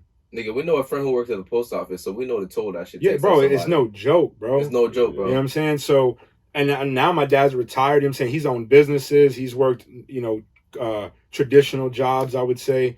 But again, like, even in the midst of my dad doing what he had to do, he would always instill in me, like, bro, the life that you're going to build is not going to be built by nobody else. Facts. So and that's why I say, going back to the women, bro, I don't give a fuck how bad you are. I don't care what you could do for me. It's cool and it's appreciated. But what I want is to create an ecosystem that exists prior to you coming into it, that obviously if you're deserving of it, right? Most men don't talk like that to women, but I believe that. Mm-hmm. Just because you bad, you're not coming in here because of that. That's why I look at a lot of things, right? A lot of pum you work hard to get, a nigga didn't even have to work that hard to get it. It happens all the time. So those are the things I look like. Why am I going so hard to get your pussy when I know you just give it out to somebody because you think they can do something? Bro, the same bottle girls that niggas DM every day are DMing somebody else. My friends are fucking them. Yo, listen. That's the good thing. For nothing. Exactly. For nothing. For nothing. Mm-hmm. They didn't even pay to go in the club. My friends are fucking them, bro. Like, this is how... But, again, niggas be looking like, yo, you gotta do more things. You gotta have more fun. It's like, is it fun? Yeah. Like, what am I getting out of it? What am I having fun for right now? Bro, I go to the club, my nigga, and I feel more drained than if I stayed home and edited for 3 hours. Bro, no, 100%. Yeah, because it's a social environment that requires a certain level of brain activity for you to even participate. Yes. I don't like it. So it's physically draining. You know what I mean? It is, yo. But that's why I say, bro, like, I'm not out here celebrating shit. That's why when, like, people like y'all be like, oh, you're humble, you're this. Like, yeah, I am naturally. But I feel like I'm not in a space to talk that shit. But when I am, I get it. Yeah, I know. What's what we're here for? I know. No. Bro. And I get it. You have a lot to celebrate. No, I do. You're a melanated man with his masters. Yeah, no, for you literally you're working to support more than just yourself. Yeah. With the things that you do. You trust yourself more than you trust anybody else because of the moves that you make. So, bro, like to me, I respect anybody who will bet on themselves because that's where I'm at in my life right now. I feel like if I can wake up for work and go there and be on time, that's me betting on somebody else. That's what I'm saying. Why not do that same shit for me? That's what I'm saying, bro. If that dude signing your check thinks you can do it, why you don't think you can? But again, a lot of that is like it falls by the wayside because people be like, well, homeboy has the infrastructure to own Best Buy. He has the money to... He did that first. But he didn't... Exactly. He didn't at first. He had to start somewhere. Yeah. Like, my nigga, like... Yo, like, I would like to say we built this garage from floor to ceiling.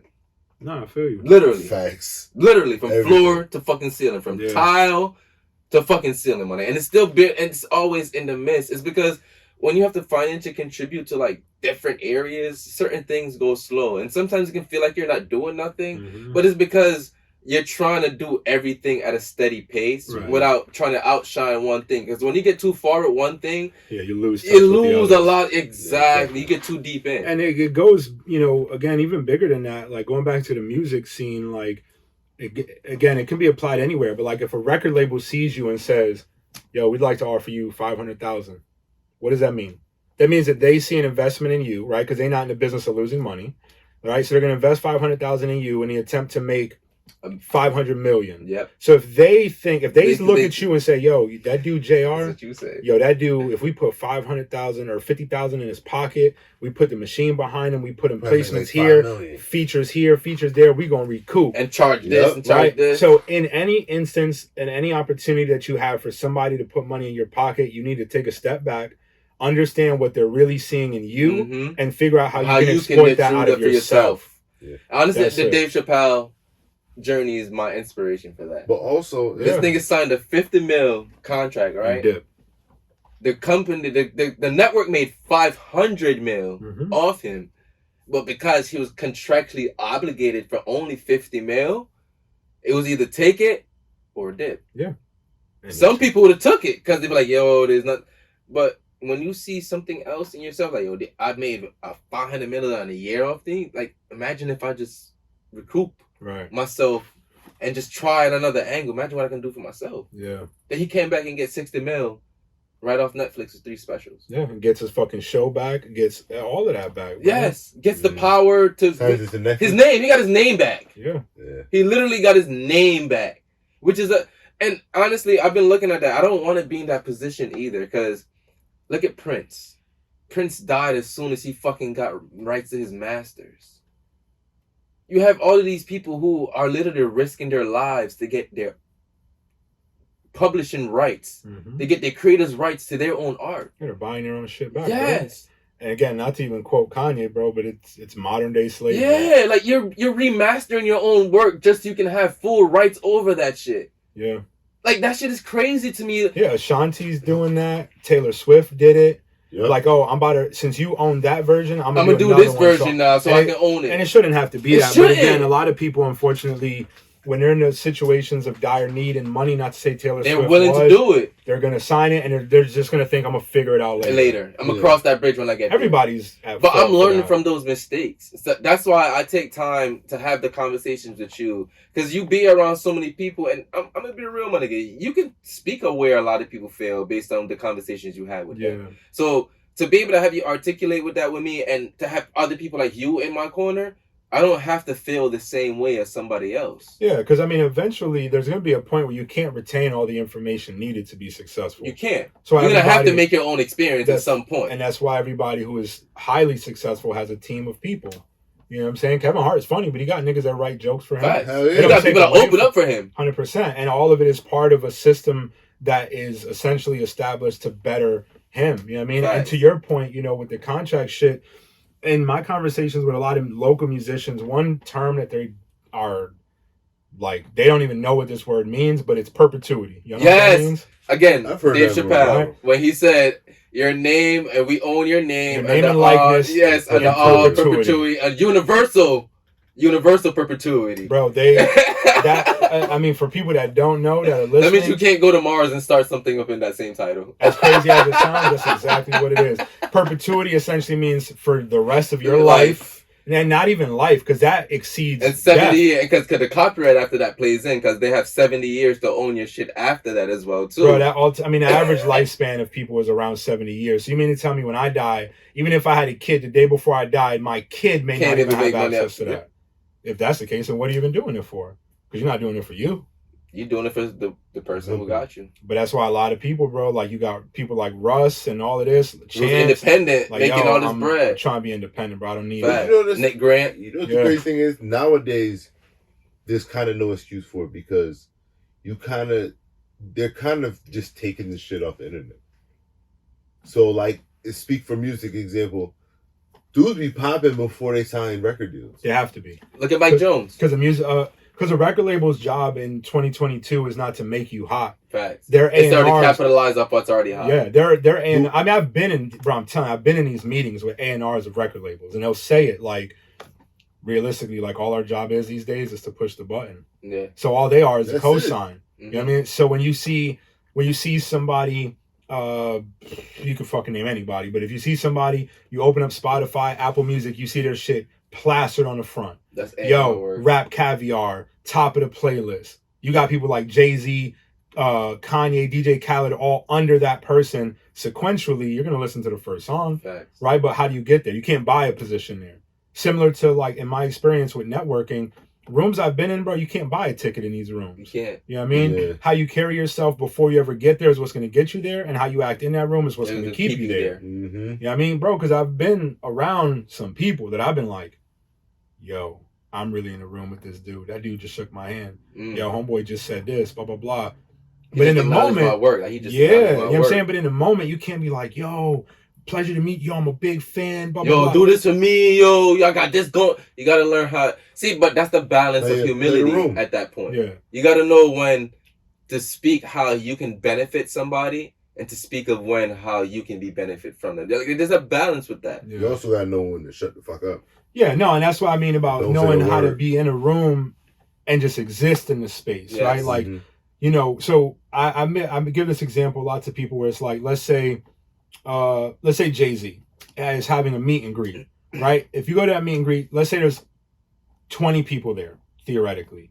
If you're one of those people, you're going to get treated like everybody else in that line because his disposition is going to be, I'm Jay-Z, you're the fan, Fact. nice to meet you. I'm going to move a certain way. Right. But if you are at Rock Nation brunch, Jay-Z is chilling, feet up, he's shaking hands, he's doing this, blah, blah, blah. He's just being him now. Because now this veil of like, all right, I got to put on, not a front, right? Because I don't want to be the artist. Right. I'm not Jay-Z right now. I'm Sean Carter. Exactly. And if you can get into that space and you don't treat him like Jay-Z, then you'll forever, you're winning. Theoretically, you'll forever have I feel like a lot of people, like, I'm going to take this time to shine some light on us, truthfully. I feel like that's what makes it special, too, because we don't sit here and try to find the different things about what makes you do the things you do, you know? It's like, you know, other platforms do that. And I feel like, I'm going to keep it a buck. That's too much work. Right. It's too much work for me to sit here and try where you was in 2008 when this was happening. And it's too much work. Mm-hmm. I'm not Nordward. Mm-hmm. I'm not him. I'm not Jarman. Mm-hmm. I'm not going to sit here and find all of this shit about you. But what I can do is I can bring the best you out without you realizing it. Mm-hmm. And that's what I realized that made me special and made this platform special. Because when we go in rooms, we don't got to be anything else but who we are. But I guarantee you, if you bring all of those people together that interacted with us, they have similar compliments about us. Right. Yeah. And I mean, I give credit to y'all too, because I've seen you in multiple different environments. Yeah, we actually, at this point, yeah. I've seen y'all alone. I've seen y'all together, the whole nine. And I can say like, it's been the same person every time. And that's why I say, to me, I'm never stepping into a room where I feel like I got to act change different or, you know what I'm saying? You know, some of my friends, you know, like I said, going back to my background, like growing up in West Hartford, bro, like I learned to talk a certain way, right? So when I'm in front of certain people, when I deal with clients, I talk a very certain way. And some of my boys, they make fun of that shit, like, bro, you talk mad white. It's like, but the thing, why you call it white? But see, and I trust me, I know they just giving me I know shit, it is, but it's just the nigga. But it's even the mentality of like, there's a disparity between, because what is white is white, it's being articulate. Right? Exactly, right? So there's times where like, if I'm really passionate.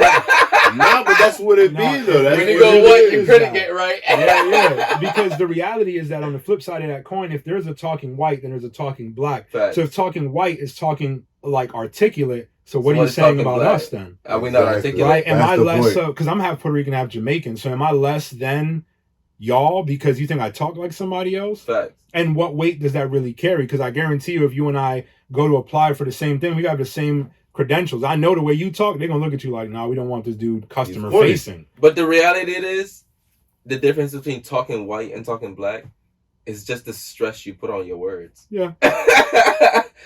Like literally, bro. I learned this in like creative writing. Yeah, like literally, the English language is all about where you put stress and where you take away stress in terms of like how you pronounce words. And it's your tonality. That's everything it. That you talk about. English is a simple ass language, bro. I would actually push the envelope and say English actually makes you stupid. If you compare English to all of the other languages and look at it on a scientific level, you realize English is one of those languages. How do you look at languages on a scientific level? But you realize English is one of those languages that don't even allow you to use a lot of your brains when you're speaking it. Yeah, I've heard some shit like that. Like the tongue clicks and shit like that. Like things like... Because when you use different parts of your body, you access different parts of your brain. Right. Which means you're exercising it more and more. You're using it more and more. If you're just letting it be dormant, you're not using it. Yeah. You know, that's where the conversation comes in. We only use 20% of our brain. Yeah. That's where those conversations come in because even our language is meant to dumb us down. I don't even want to get on the whole conspiracy side of that because there's a whole bigger conversation to that. Nah, I definitely agree with that.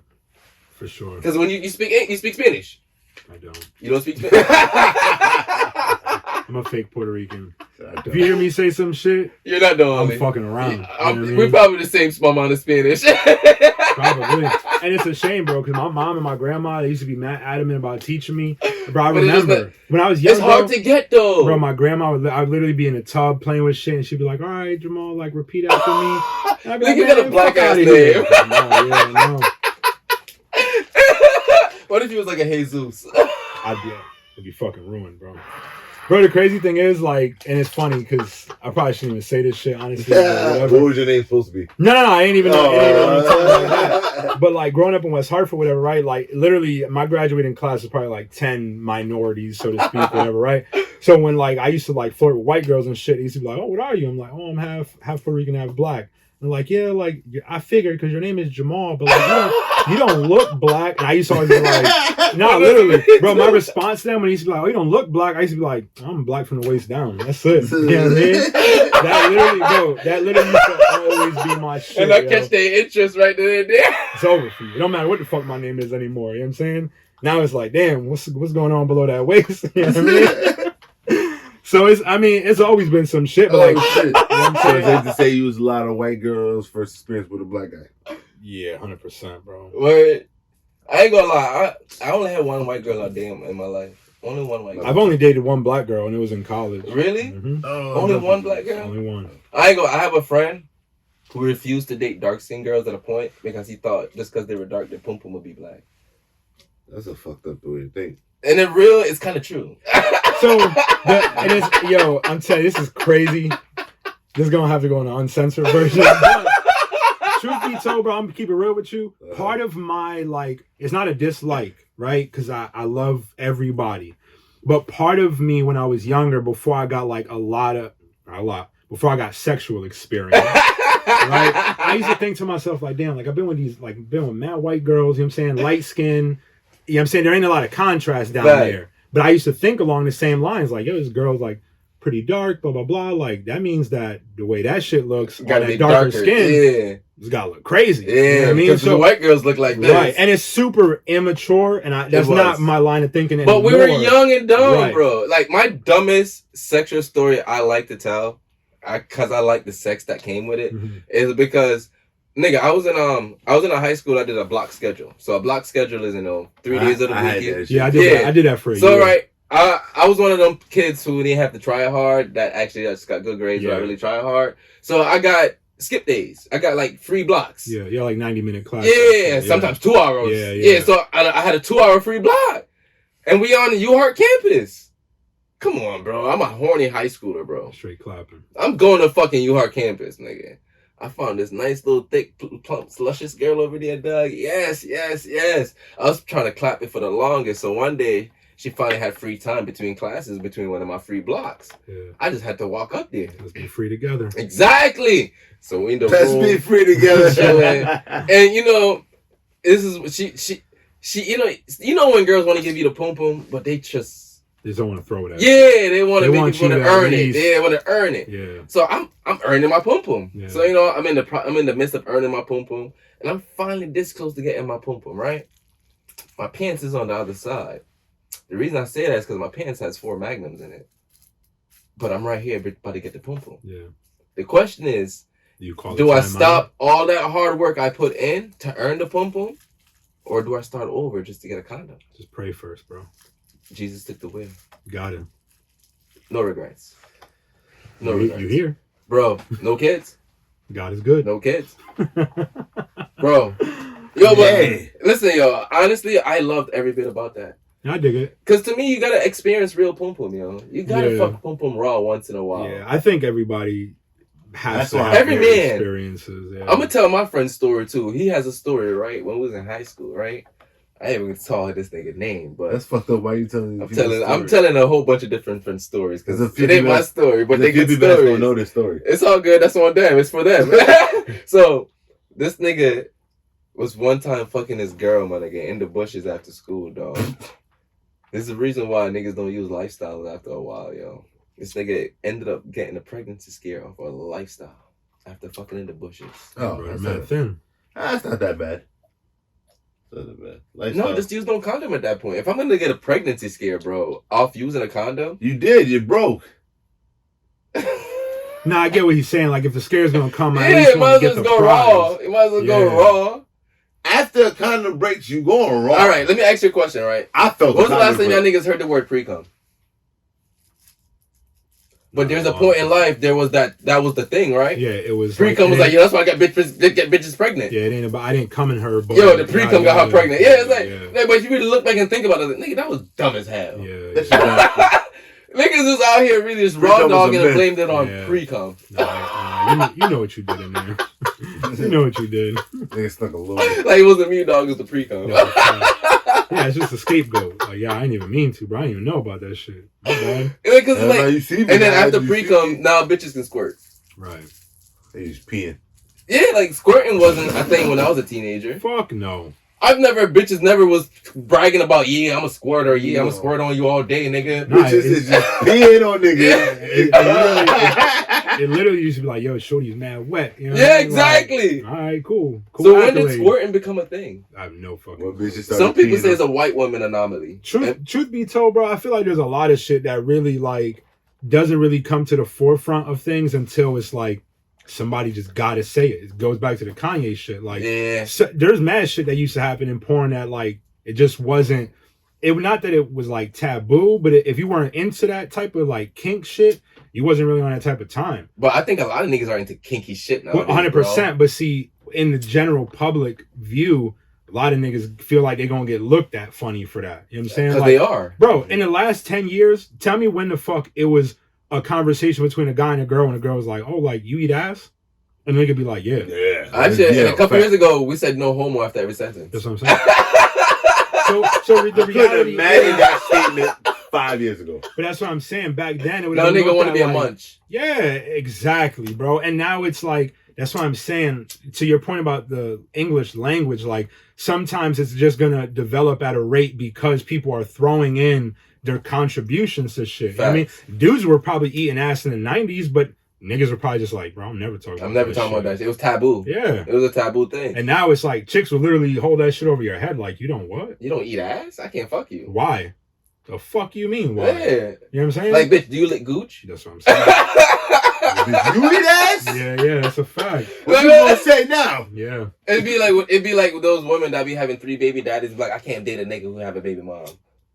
I don't want to deal with the baby mama drama. I'm a born again virgin. Like, yeah, like excuse you, like, hey bro, how 30 days? How how dare you fucking? And again, that sounds fucking misogynistic because it's but like, oh, how do you have the right? But at some point, we have to be, because what's considered misogynistic is setting a standard for ourselves as men in the society that we're in, bro. You know the fucked up part about most of that shit is women think they can use it for free meal. That's the fucked up part. No, that's not even the most fucked up part about it. It's worse than that. They be fucking niggas anyway. Facts. They be fucking a whole nother nigga anyway. They give the pussy away for free. Tell you something like, oh, yo, yeah, I'm trying to just take it slow and no, bitch, y'all did not take it slow because you fucked that nigga the first night y'all smoked together. Yeah, it's all. And again, a lot of guys, like, they have an issue with the selectiveness of that. Like, if you're gonna be a hoe, just be a hoe for everybody. Be a hoe all the way up. If you're not gonna be a hoe, then just be in the homebody. Facts. Don't be out here fucking nobody. Let everybody work for the pussy. Right, everybody. Let it. Everybody gotta earn the pussy. Yeah. No matter who you are, no matter what status you have going on, you can literally claim everybody earns my pussy. But I will also say that that's partly men's fault, because most men fall into that victim trap of trying to like supersede their ability to provide. We settle for just for pussy. Not even settle, but like you're doing so much to get it that you're giving certain women the right to think that is the basis. You take that power away from yourself. Yeah, now it's like, bro, now you just can't even be a regular, cool, good-looking nigga to get some ass. Exactly. You gotta have bread. You gotta have a job. You can't have no You gotta kids. do the most. Like, why do I gotta do the most just to fuck back, yo? And again, all you do is wear flats and leggings. That's what I'm saying. And not even to make it seem like they can't have standards, but it's not, when it's not equal, it's disproportionate. Because if a man has a standard, like, all right, bitch, you a nail tech out of your crib, like, that's cool, but like, what you trying to be? She'll look at you like, nigga, you rap. Okay. So what's up? so then we both got to be something. You know what's funny? Just be equal. Back in the day, the power couple was a drug dealer in the CNA. You know what? That's just crazy. That I know it's funny, but it's really truth to that. They're not Cinderella stories. No, there's most good stories ain't like that, Disney. bro. They're birthed from trials and tribulations. Facts. You think a rapper is coming to talk to you? He's not coming here to talk to you. I'm just being honest. You're not, more than likely, if you're not around those people, if you don't have that type of money, you're not going to be around, you're not going to get the chance to meet these people. And it's interesting too, because I oftentimes when I be on Instagram, like, I know some models and shit, or just even just regular girls that are just pretty, whatever, cool. They know some people, so they be in rooms with celebrities, they be in clubs and VIP. And I genuinely do think that it's sad that certain women put their value in who they're around in the moment. Right? Like, I'll see them post videos of like them and Diddy could be fucking 100 feet away. I'm in the same room with Diddy. That's an accolade to them. But it's like, bitch, did he put you on the game? Do he know who you are? Did he smell your perfume? Right. You know what I mean? And again, it's not to knock nothing, but it's like you have an opportunity greater than most people. You in the same room. Yeah, but did you take advantage of that? So instead of you taking out your fucking phone and filming it for Instagram for niggas who are just going to hate on it anyway, why don't you go up to that person? Hey, my name is so-and-so. I'm from this place. Facts. If you don't mind, can I ask you one quick question? Facts. Use that opportunity. Ask whatever the fuck you want. Facts. Yo, if you were in my shoes in 2022 with an Instagram following of this, with a desire to be this, what would be your next move? Facts. He could brush you off, but guess what? That's going to be the same benefit as this fucking video on Instagram. Absolutely nothing. Facts. So at least take the fucking risk. Take the risk. Have a conversation. Also, you don't even have to approach Diddy. You don't. Imagine the people you're in a room with. Yeah. Because anybody that Diddy attracts is worth being around. You know that means they're in that room for a reason. People waste so much time trying to be in the moment. They're not even thinking about the moves they can make. Because they think that it's shortcuts, bro. And, going back to my experience, again, like you be on my Instagram, so you know this, but like I don't really post a lot of like the celebrity people that I be around. I know you don't. Right? I have to scroll through and dig through. Yeah, and the only person that's ever been up there is Jada and Corey Guns. You did push and Pusha T. Yeah. So like, with those type of things, part of the reason why I don't do it is because Fab. You did post one with Fab. True. So the reality is though that why I don't put too much. I mean, because I could go off on Instagram. With I would know, right? But the reason why I don't is multiple things. Number one, I don't ever want the local people here in Connecticut to feel like I'm not reachable. And sometimes the image that you portray, whether it's that your Instagram is blocked, my shit is public, right? I'm a business. I want public. You to see if you're business, right? you have to be public. Yeah. So when it comes to that, I want you to see it. I want you to engage, comment, share. You don't have to follow. You can just all of that. Click that hashtag. You could be outside the game as long as you fucking listening in on the radio. We cool. Facts. You know what I mean? Because that, to our point before, that's still support. That's still support. So the reality is that anytime I've been in the scenarios where I've been around a Fab, a Jada, Corey Guns, fucking Pusha T, DJ Khaled, any of those people, I've never really used it as an opportunity to see them as a cheat code.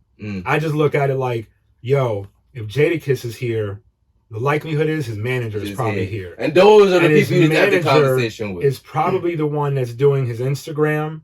Probably the one that's filtering all the inquiries on emails. Mm-hmm. So why don't I just go over there, rub elbows, skip like, hey, like, and I know Jada's manager, but like I've been around him plenty of times, and every time I see him, it went from like me recognizing him and being like, yo, what's up, bro, I'm JR, to he'll see me and be like, oh, Jay, what up? You here too? Oh, what up, my guy? So the reality is that I never asked him for a favor, right? I never asked Jada for nothing, anything like that. But the reality is that had I needed an excuse to ask his manager for a favor, I've already done so much work with them that it's not really a stranger asking for a favor. It's a homeboy. It's a friend doing a friend. Yeah. Like, yo, like for example, oddly enough, Jadakiss was just on a Joe Budden podcast. Right? I know where the Joe Budden podcast is filmed.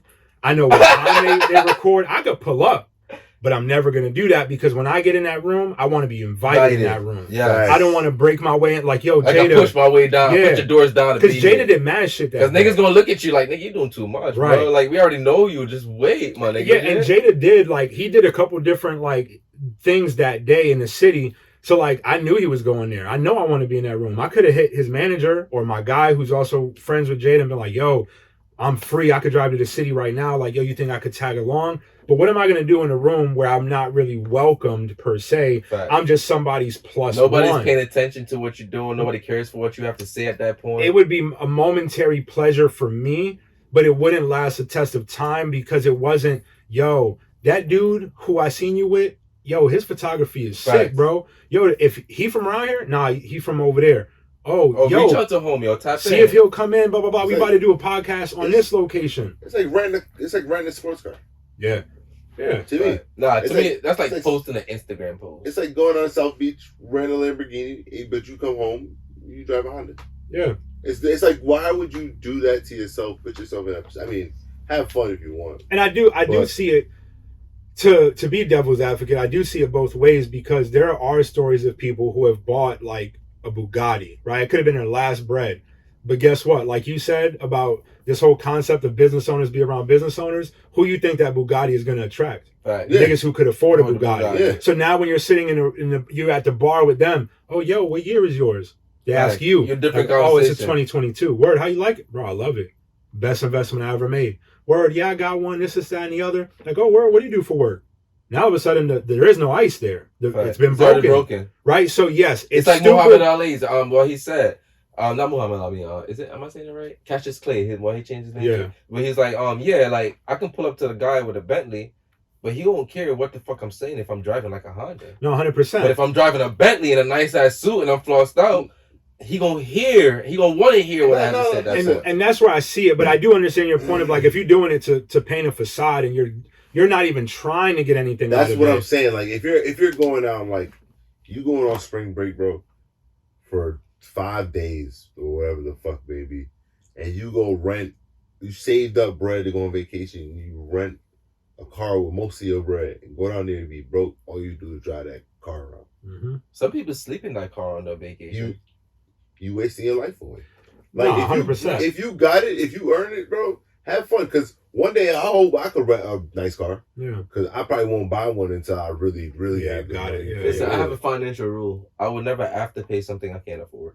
I mean, realistically, most wealthy people operate under the scope of like, if you can't afford it 10 times, you shouldn't buy it. Yeah. Facts. So I probably would never buy a fucking. I have a dream of getting a Toyota sponsorship, to be honest with you. Mm-hmm. So I would never buy no Rolls Royce and no shit like that. Because I probably know And see, that money is crazy. I mean, see, the reality though for you, even on a grander scale outside of like the brand itself, as a co-host on a podcast show, there are going to be opportunities to implement business structure that could essentially bring forward a partnership with a Toyota, right? Because think about it. Right now, you guys are local. You do a lot of local stuff. But what happens when you start traveling, right? Instead of you spending $600, $700, $800 on a plane ticket to go to DC or wherever it may be, even if it's further, you could easily, again, you just got to try, bro. You could literally go to every Nissan dealership that there is in Connecticut. Listen, Hey, I've been can I reaching speak out to to the- every festival, Yeah. everything. I was like, if we're gonna do this music shit, let's do it right.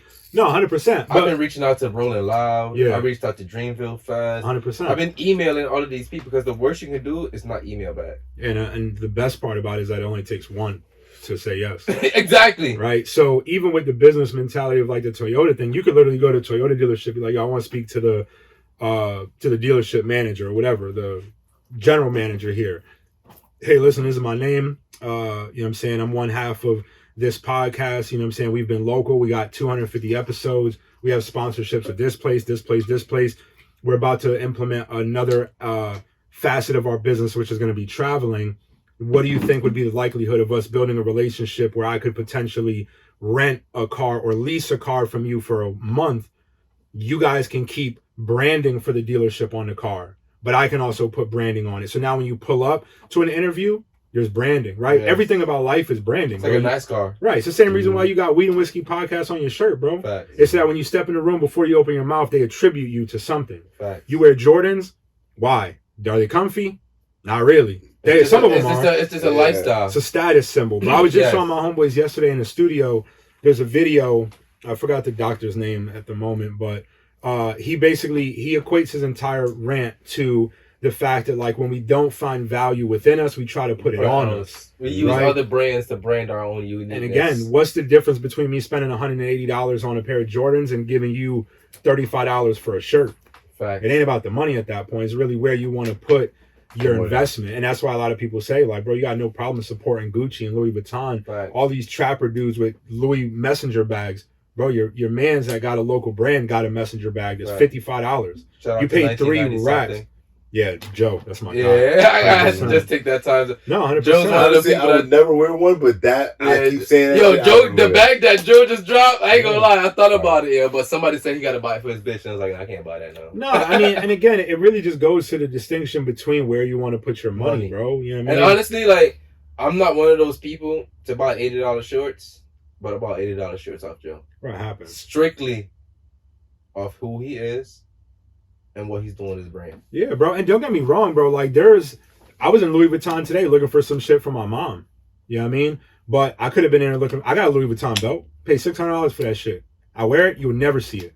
I don't tuck my shit in so you can see for what. And niggas, that's why niggas sag their pants a lot too, so you can see their fucking premium drawers. 100%, bro. And to me, it's like, bro, a belt is to keep your fucking pants on. Unless you're wearing a fitted, tailored suit now. Right. Exactly. Now we're having a different conversation because I thought about getting a designer belt to go with my suit because at that point you're showing your belt off because you're tucking in your fucking shirt and you have a tailored suit. Nigga, I paid fucking $800 for my suit, bro. Of course I want to show my belt off. No, and exactly. And see, to me, like there is a distinction between when you do it for the flex and then you do it as a one-off. Like, yo, this is a wedding. This is a funeral, I'm gonna go all the fuck out. I'm a drape myself in the finest of shit. You know what I'm saying? One, because maybe I don't dress like this on regularly. Regular, So right? this is that one opportunity, that one chance where I can do it and people don't look at me like I'm doing too much. It's not. Honestly, all it boils down to is that it's not out of place. It fits in the moment. And to be honest with you, I was in a room with Africans. That explains it. Yeah. To be honest with you, you're not doing nowhere close to too much. Yeah, no, 100%. And the thing is, bro, like, does a Louis Vuitton belt acquire you business more than a $10 belt from Marshalls? No. It's not even a talking point, bro. No. Niggas that got money ain't coming up to you being like, oh, damn, that's a new Louis belt. They be like, oh, yeah, I seen that shit. But most niggas who have money don't look for the things that cost money.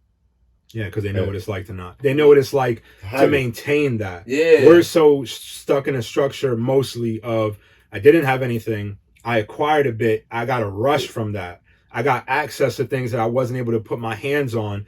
Now I want more. all the... Bro, why you think niggas wear more than one chain? What's the point, really? Yeah, right? No point. There's no point. Niggas, they be in their interview and all you hear is the clink. And I can't even hear what you're saying. Right. 100%. And, you know, again, a lot of that it falls back to a mentality of like, bro, I'll be honest. I'm one of them niggas I really like when I be driving and I get shit in my head, I be like, I'll pull over and Google some shit, screenshot it, and just look at it later on. But I used to Google like why there's such an influence on like jewelry in the hip hop community, right? Because they could spend their money on anything. They could have, but why? They could have 40 houses and no chain, but they'd rather have 20 chains and an apartment. Why big rims in an apartment? Right. So a lot of that, you know, if you look back at like culturally, like Africans back in the day, I mean, like way, I'm talking like kings and queens. That's what they did. Egyptians, right? When they're buried and they're mummified, that tomb, gold, the sarcophagus and all of that, it's to serve a purpose. It's to display like, yo, King Tut, his sarcophagus looks different from this nigga. Yeah. Why? Because he was a king. Yeah, he accumulated more. So I understand the rationality of like, when we come from like impoverished neighborhoods or environments growing up, we get this mentality of like, I'm not, maybe we feel like I'm not doing enough for you to think I'm a king as I am. I need to show you that I am. Right. You know, and that's, bro, white people don't do that. Facts. You know what I'm saying? Rich, like Nigerian, like African people that are wealthy, a lot of them dress in suits, you know, nice shoes, got nice cars, families are taken care of, all of that. Rich Japanese men, same shit. Tailored suits, nice haircut, smell good. Jewish people, it's all Jewish people. Bro, we are the only fucking people that feel the need to put on a fucking show because, again, going back to that doctor's point, sometimes we feel like we don't have it in us, so we got to put it on us. And the unfortunate part is that when we do it, we get the, damn, I see you shining, my boy. Damn, my boy. Right? So then what happens is that, like, and again, it goes to like a physical, like a physicality, like a psychological reaction to you get insecure about yourself. You almost get a high from the physical dopamine that releases when you get a compliment. It is a dopamine rush. You feel the need to keep one-upping this. Like, yo, doing this. I gotta keep bringing it up. I had a C class Benz, now I want an E class, and I want an S class. Keep going up. Then I want to have a driver. It's always bro, the one thing I've learned being around people that have money is that there is, and I'm saying we as a generality, but oftentimes we, including myself, feel like there's a point. we're like, yo, when I get 100 M's, I'm good. That's it. Yeah. But guess what? When you get 100 M's, you're gonna want 2. More. You get 2, you're gonna want 5. Why the fuck you think Jay-Z is still in the public eye? Kevin Hart said it himself as well too. It's like once you get that accolade you think you want, it doesn't mean much. Yeah, anymore. now you want more. Matthew McConaughey has a great speech. I forgot what award he was accepting, but he said that somebody had asked him who his idol is, and his response was his idol is him in 10 years. And the idea, the psychology behind it is that, one, it's a person he'll never catch up to, right? So you always have to... Because in 10 years, that person's still working to be greater than what now you're looking at the person that was 20 years ahead of you, then 30, right? So you got to have this psychology if you want to be somebody that there is no... The goalpost has to keep moving. Every time you acquire an accolade, right? You get a Grammy, now you want an Emmy. You want an Emmy, you want this. There's always going to be this thing. So the minute that you truly come to an understanding that those things hold no weight to who you are, you can step outside of that and say, all right, what's meant for me is going to come to me. In the meantime, I'm going to do what provides value to me. What I love. Bro, and honestly, in a totality sense, that's exactly why I am the way that I am. Because I have aspirations. I want to be somebody. I want one of my biggest goals is to have one of my photos as a cover of National Geographic. And it will happen. Niggas don't buy National Geographic, but that's not a me. I want to make money off of it. It's because when I grew up, I had a photo in bro. I have a National Geographic issue in my house. It's in like a thingy, a tote somewhere, just with old shit. And it's a picture of an Afghanistan girl. She has like greenish hazel eyes. I'm gonna send it to y'all because it wasn't what really made me start photography, but it definitely gave me an appreciation for what could be captured and essentially encapsulated in time forever. Because that girl, she might be alive. I don't know. I don't even care. But I know that what I felt when I saw that, same thing with the music and the feeling, what I felt when I saw that was something like I've never had. I literally had to buy that issue on like eBay. Somebody was like, oh, fucking... It was like, bro, it literally was like $4. But it's just not in circulation no more, right? So that's one of my goals. But every day that I go to work and I shoot, I don't say to myself, I'm going to do this shoot today with this model because it's one step closer to National Geographic. You can't do that. Because guess what? When National Geographic doesn't call, you're distraught. Fact. Right? But who's to say that because they don't call, maybe Sports Illustrated calls? Maybe Time Magazine has an editorial on me as a person in the photography field. So maybe my photo's not on the cover, but there's a 4-page spread on me. That goes back to if you're in a room with Diddy, you don't gotta talk to Diddy. Right. Talk to people around him. Yeah, most definitely. See what other opportunities come. Yo, I have a question though. Yeah, feel free. Cause we just lit on. No, yeah, bro. This is weed and whiskey though. This is what we do. With it. This is beyond what I can imagine. I'm with it. We're actually having a conversation. Yeah, I know. With the fucking... yo, you're a goat with this shit already, bro. I appreciate it. I don't know, like... Hold on, let me ask a question. I'm gonna brag about me for a little bit. I'm gonna brag about me for a little bit. I'm just pat myself on the As a matter of fact, yeah. I think I've been proud of myself of being able to spot talent throughout this whole journey of me doing this shit. And bro... I keep telling you this. I gravitate from... I literally replayed the first night we met over and over in my head over. Like, I remember a lot of details from that night. I can still picture that. That means you left an impact on me. Like, you truly left an impact. And to be able to sit down with you right now, bro... Full circle moment. Yeah, I'm loving this shit, yo. Because, again, I'm going to just sign some light to the 10,000 hour shit. It's because we have that consistency. That's the only reason why this is happening. If we stopped after that first night, when you came in here just to fucking catch some footage for Two Tails, bro, we wouldn't be able to have this conversation with you. No, definitely. We wouldn't end up in the same rooms as you end up without even knowing you're going to be there, bro. Yeah, no, most definitely. Like, it just pop up, oh, this nigga here too. Oh, this shit wavy. Yeah. But, again, bro, like, it's having you here is so motivational for me. And I'm getting drunk, so I'm going to be really transparent right now. Honestly, bro, I'm about to work even harder after today. Good. I'm going to keep it a buck. Good. I'm going to work even harder after today. When you get certain people on your platform and you get certain feelings from that shit, you just want more. Yeah. Like you was just going back. You just want more. For me, it's the feeling. It's that rush that I get. Because, and I don't care what you have going on, yo. Like, Quell always like to remind me, bro, let's get back to our roots. Yeah. It's not about what niggas is doing. It's about who has a voice, who has a story. And sometimes you just sit in a place with people and you just, I gotta do more because you're doing a lot. It's not being like broadcast the way it needs to be broadcast. But just from having this conversation with you, I could see the hard work that you put out there, bro. Yeah, most definitely. The world needs you. I'd like to think so. The world needs you, bro. On some real shit. People like you are needed in this fucking world because you're always gonna bring a different perspective without even trying. Yeah. That's the beauty of it. Yeah.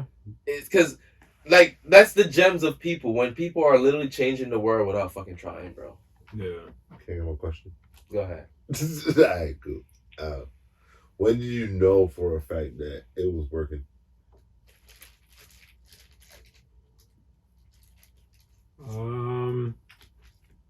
I would say it's the first time I ever shot Jadakiss, actually. And it wasn't because of who he was. It was because it was the first time that it wasn't a goal of mine, right? Like I last year I posted, I have it saved in my phone, but I posted something on Instagram and it was like, and this was right around the time where I quit my full-time job, and I said, within a year, I want to shoot these people. And I tagged all of them. I saved it for myself as something I could go back to. And I'll be honest, on a measure of success, I've only shot one person on that list, and it happened within the last month, right?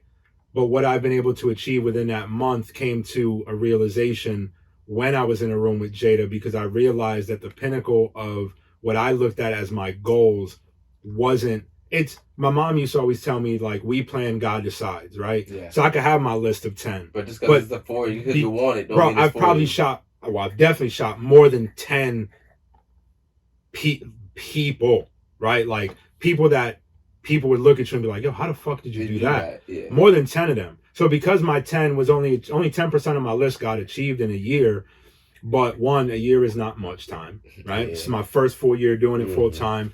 And, you know, secondly, like I said, other things have been able to come to me that I couldn't have planned for, even if I tried. And again, being in that room with him, to give full transparency, I wasn't even the main photographer. There was 6 of us in the room, 6 photographers in the room. So I wasn't called on.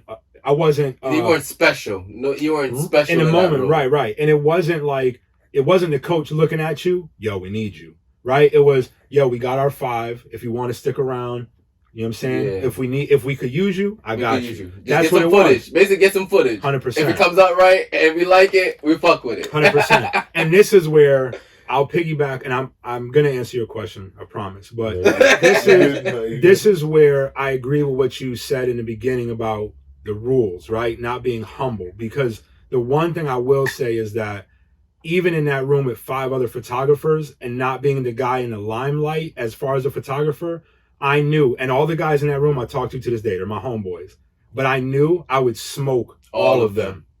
I knew that, right? I didn't have to be pompous. Yo, Jada, look at this. I ain't show him Your shit work that stand day, up for itself. right? I went home. I drove from New York back to the crib. That night, I stayed up mad late. I edited everything I took that day, photos, video, the whole 9. The very next morning, we all have a group chat, or we had a group chat established right before that shoot. I sent the photos, sent the video. All of these niggas were like, bro, I haven't even opened my laptop yet. Like, what type of fucking time are you? Like, bro, you drove 4 hours home. You edited all of this.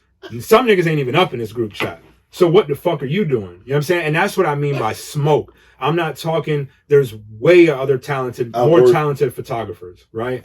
But it is the consistency that you create quality content at that's going to get you the repetition, right? Because now the coach in that scenario, which is my boy T-Mark, he's super, he has a clothing brand, hat brand. He's got hella sneakers. He's my guy. He's family. And you love sneakers.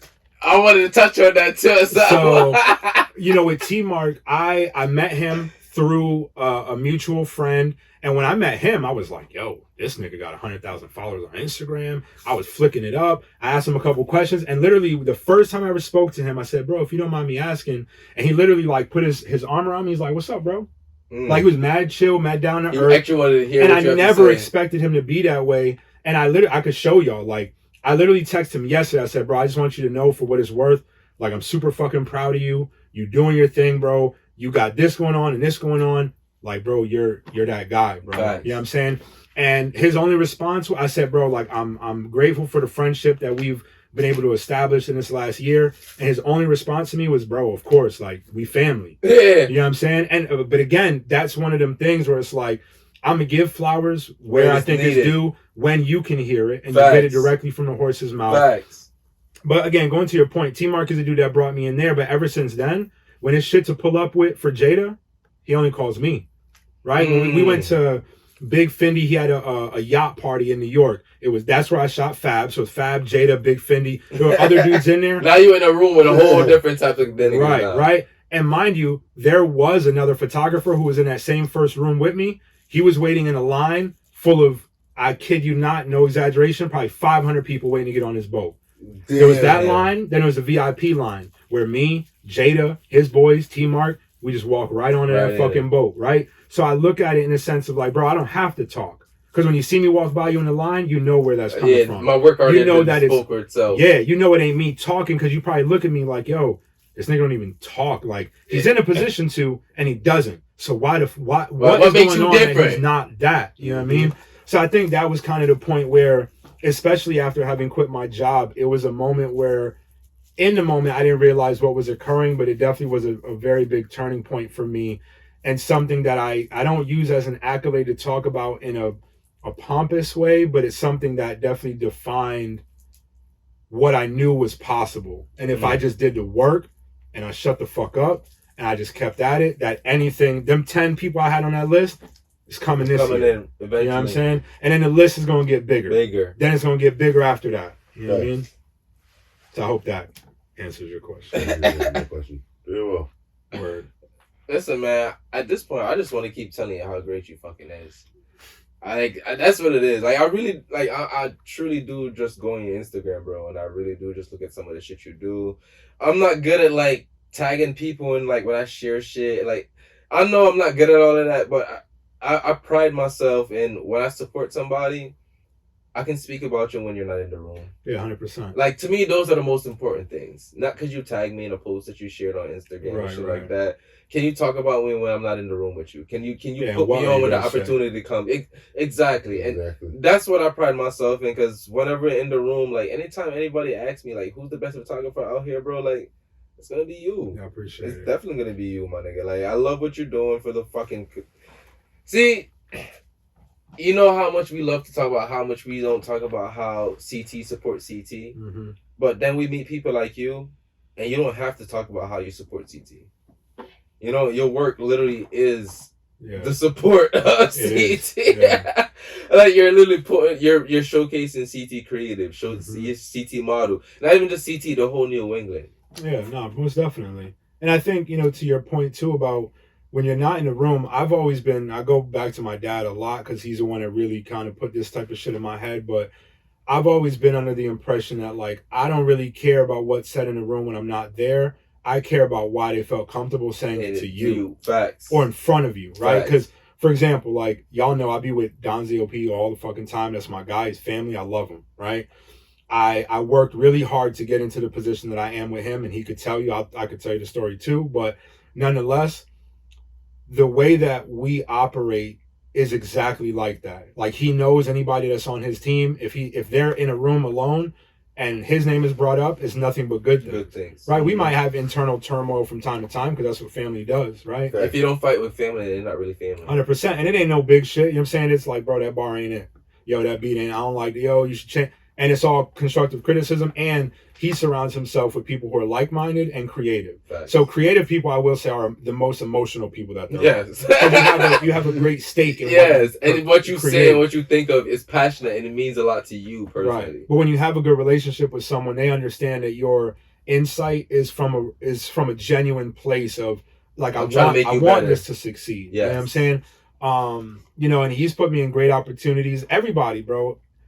From the smallest scale male or female model to any celebrity client I've ever worked with, everybody has put me in a space greater than I could have thought that I would be in. You know what I'm saying? Because even, for example, when Don ZOP a couple months back, he did this thing where he was like, yo, like we have YTH Mondays. So every Monday we're in the studio. Yeah. So whenever, right? It's very like selective few. It's not, you could just pull up. He invites the people he gravitates 100%. to. And whatever the goal of that night is what predicates who's in the room.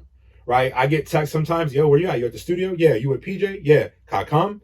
Bro, I won't even ask him because I know what the answer is going to be. And even if my answer is wrong, I'm protecting his creative space, right? Because just because you're cool with somebody don't mean you're always invited for that particular 100%. thing. Yeah. And so like, you know, when, like I said, the way that we operate essentially is like we all play a role. We know who the star player of the team is, and we know that we all play an intricate part in the success of the entirety of the vision that he may have at this particular moment. But again, bro, I just feel like, you know, my relationship that got established with him was because when he did the YTH Fest, I think now I've been to 3 of them. The first one I went to was at Malibu Lounge in East Hartford. And I knew about it. I knew a couple artists that were performing. And I had DM'd him beforehand. I said, yo, like, what's up? You need somebody to shoot. This was before I even had quit my job.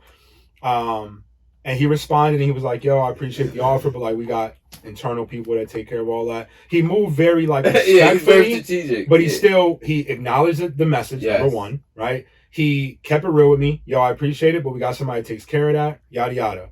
So most people like I would think would be like, all right, never mind. Yeah. Right? I still went there. It's a free thing. So pull up, cool, came there, shot a video. Boom, went home, same thing. Edited video that day. Dropped it. Sent it to him maybe a week later because I wanted to make the right impression. So I revised a couple of things. They didn't want to be pushy and all of that either. Too. Bro, sent it, and the same day I sent it to him, he looked at it. He was like, bro, that's fire. Like, I love that. You know what I mean? Like, that's pretty dope, blah, blah, blah. Long story less long. I ended up bumping into him at the studio that he records at. And we had a conversation. He invited me to a different studio. We sat down. He looked at my work. And at the time, I didn't have music videos. And to me, that was my appeal to him, or it was going to be, but I had nothing to show for it. But what I had was determination, right? I went somewhere for free and I did work you didn't ask me to do. I did it with intention and I did it on a time scale, even though I had no deadline. So I think that that's what kind of opened up his mind to like, oh maybe he can, right? But again, if you fast forward a little bit more than a year now, I was the only nigga on stage with him recording a Pusha T concert. Honestly, that Pusha T shit was huge for him, yo. On some real shit. So to be able to say you was that main photographer that was there to highlight the Don ZOP moment with Pusha T, that's kind of honestly stapling your career as that creative on that side as well too. Right. Because now your work is pretty much a historic footage with him. And see, going back to that mom and pop shirt example, so it wasn't just shooting his shit, right? Like beforehand, we did sound check. We were in the back. Pusha T came into, like, our dressing rooms are right next to each other, right? Mm-hmm. So I'm in the back with Pusha T, his manager, security, all of that. His photographer's there, the whole 9. So, you know, they, obviously, Don says hi to him. You know, his representatives and shit like that, they talk, do all that. I mind my business. I shoot PJ stuff. We go back to the room. Pusha's about to go on. His whole, like, entourage goes there. We follow them in behind, like, backstage. And then I asked him, I was like, yo, like, can I shoot Pusha shit too? You know what I'm saying? Like, I'm here, whatever. Yeah, why not? You're like, yeah, of course, you got it. Because there's like a pit in front of the stage, and then there's the audience. So you have to have like an all access pass to get there. Yeah. So they were like, yeah, bro, no problem. So they let me do that, bro. That's where I got all my pictures from, video from. And at the end of the night, again, to go to that example, I didn't just look at it and be like, covet it. Like, yo, I got Pusha T footage. I'm about to do this. Instagram about to go crazy. I looked at his manager and I said, hey, bro, you know, my name's JR. Y'all, I really appreciate, you know, the opportunity to shoot with y'all. I love the set. Y'all doing a great job. Congratulations on finishing the tour. I'd be remiss to tell you, I'm saying I got a lot of footage. I know you said, because I probably shouldn't say this, but they were filming like something, I don't know if it's documentary or music video wise, but his photographer was shooting something very specific. Because at a moment he was like, yo, if you don't mind, like, don't record this part. I said, okay, no problem, whatever, respect it, right? But at the end of the night, I'm like, yo, I'd be remiss if I ain't at least offer whatever y'all working on. If you need extra footage, I got it. I'm more than happy to give it to you. So he's like, all right, yeah, yo, go grab this dude, get his info, and if we need it, we'll definitely link with you. It may never happen, right? But at least you shot now, if I see him again, it's, yo, what's up, bro? Yo, I appreciate that again. It's always thanks, right? And then eventually, just like with Jada's manager, he'll start recognizing me. Right. You know what I'm saying? And so you got to take opportunities to not think of how you can benefit instantaneously. Yeah, because bro, everything I've ever done has never been instantaneous gratification. Chess, man. Outside of the getting paid to shoot, there is no instant gratification.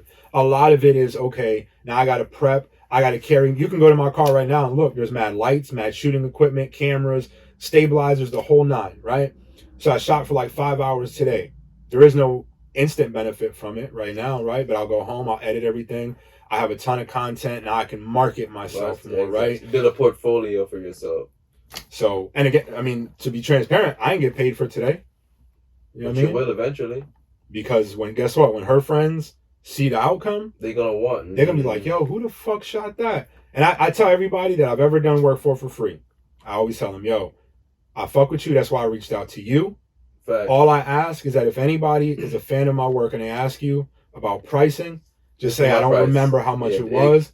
Hit my boy up directly. Honestly, I have that rule too. That's a great ass advice to give. No, I have a rule too because, like, again, since you're being transparent, I'm gonna be that transparent person too. Because, to be honest with you, sometimes your price is different based off who you are as a person. To keep it above. Yeah, even who you're shooting, the price is gonna change. Exactly. So I've learned, just because somebody's giving you a good deal, my nigga, that's not the end of it. When they put that work out and somebody want to be part of that work, you don't tell them, yo, my boy gave me a discount. He did. You don't do that. Because it's doing you no favors. And they think they're doing you a favor. At all. Just because they feel like they're bringing you work. And the correlation also, too, is that as a videographer and a photographer, I'll be honest and tell people this as well. A lot of times when I give my price, sometimes it ain't really my price, but it's to test you. Because I want to know how serious you are about what we're about to explore. And honestly, like I said, bro, that's why I've been so proactive with the fact that you've been willing to help us out. Yeah. No doubt. I don't want to just feel like, like, to me, I'm one of those people, like, if somebody sees something in me, I don't want to feel like it just went to fade and fade, you know? It was for nothing. Exactly. I want to feel like, yo, you seen something in me for a reason. Yeah. Now let me prove to you that what you saw in me is bigger than even that. Yeah. And I think if I recall correctly, I want to say, even the price I gave you, I told you that's not my regular price, right? And the reason for that, again, is I used to have this philosophy of, like, if I'm ever going to give a discount, it's only going to be to return customers because you've earned that. Yes. But I also do understand that there's a value in establishing and understanding that, like, yo, I see an area that I could lend my expertise to for you that could be beneficial. Yes, I need to charge you because that's how I make a living. But I could at least, going back to your support theory, I could at least show you that I'm willing to work with you. Compromise. Because I understand that at one point, what happens theoretically if, well, God willing, it will happen, the podcast blows up.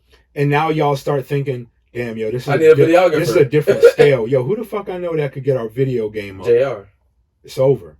Like, you're the first person that we're reaching out for everything. So now when you're sitting in a meeting with Barstool, instead of them saying, hey, listen, we're willing to give you this because we got to pay for this, and this. You could say, oh, bro, I know a dude that does shirts. He could do our merch. Yeah. I know a designer that could do our logo. I got that. I got a video guy. Just give us the bread. All I want you to do is give me the platform.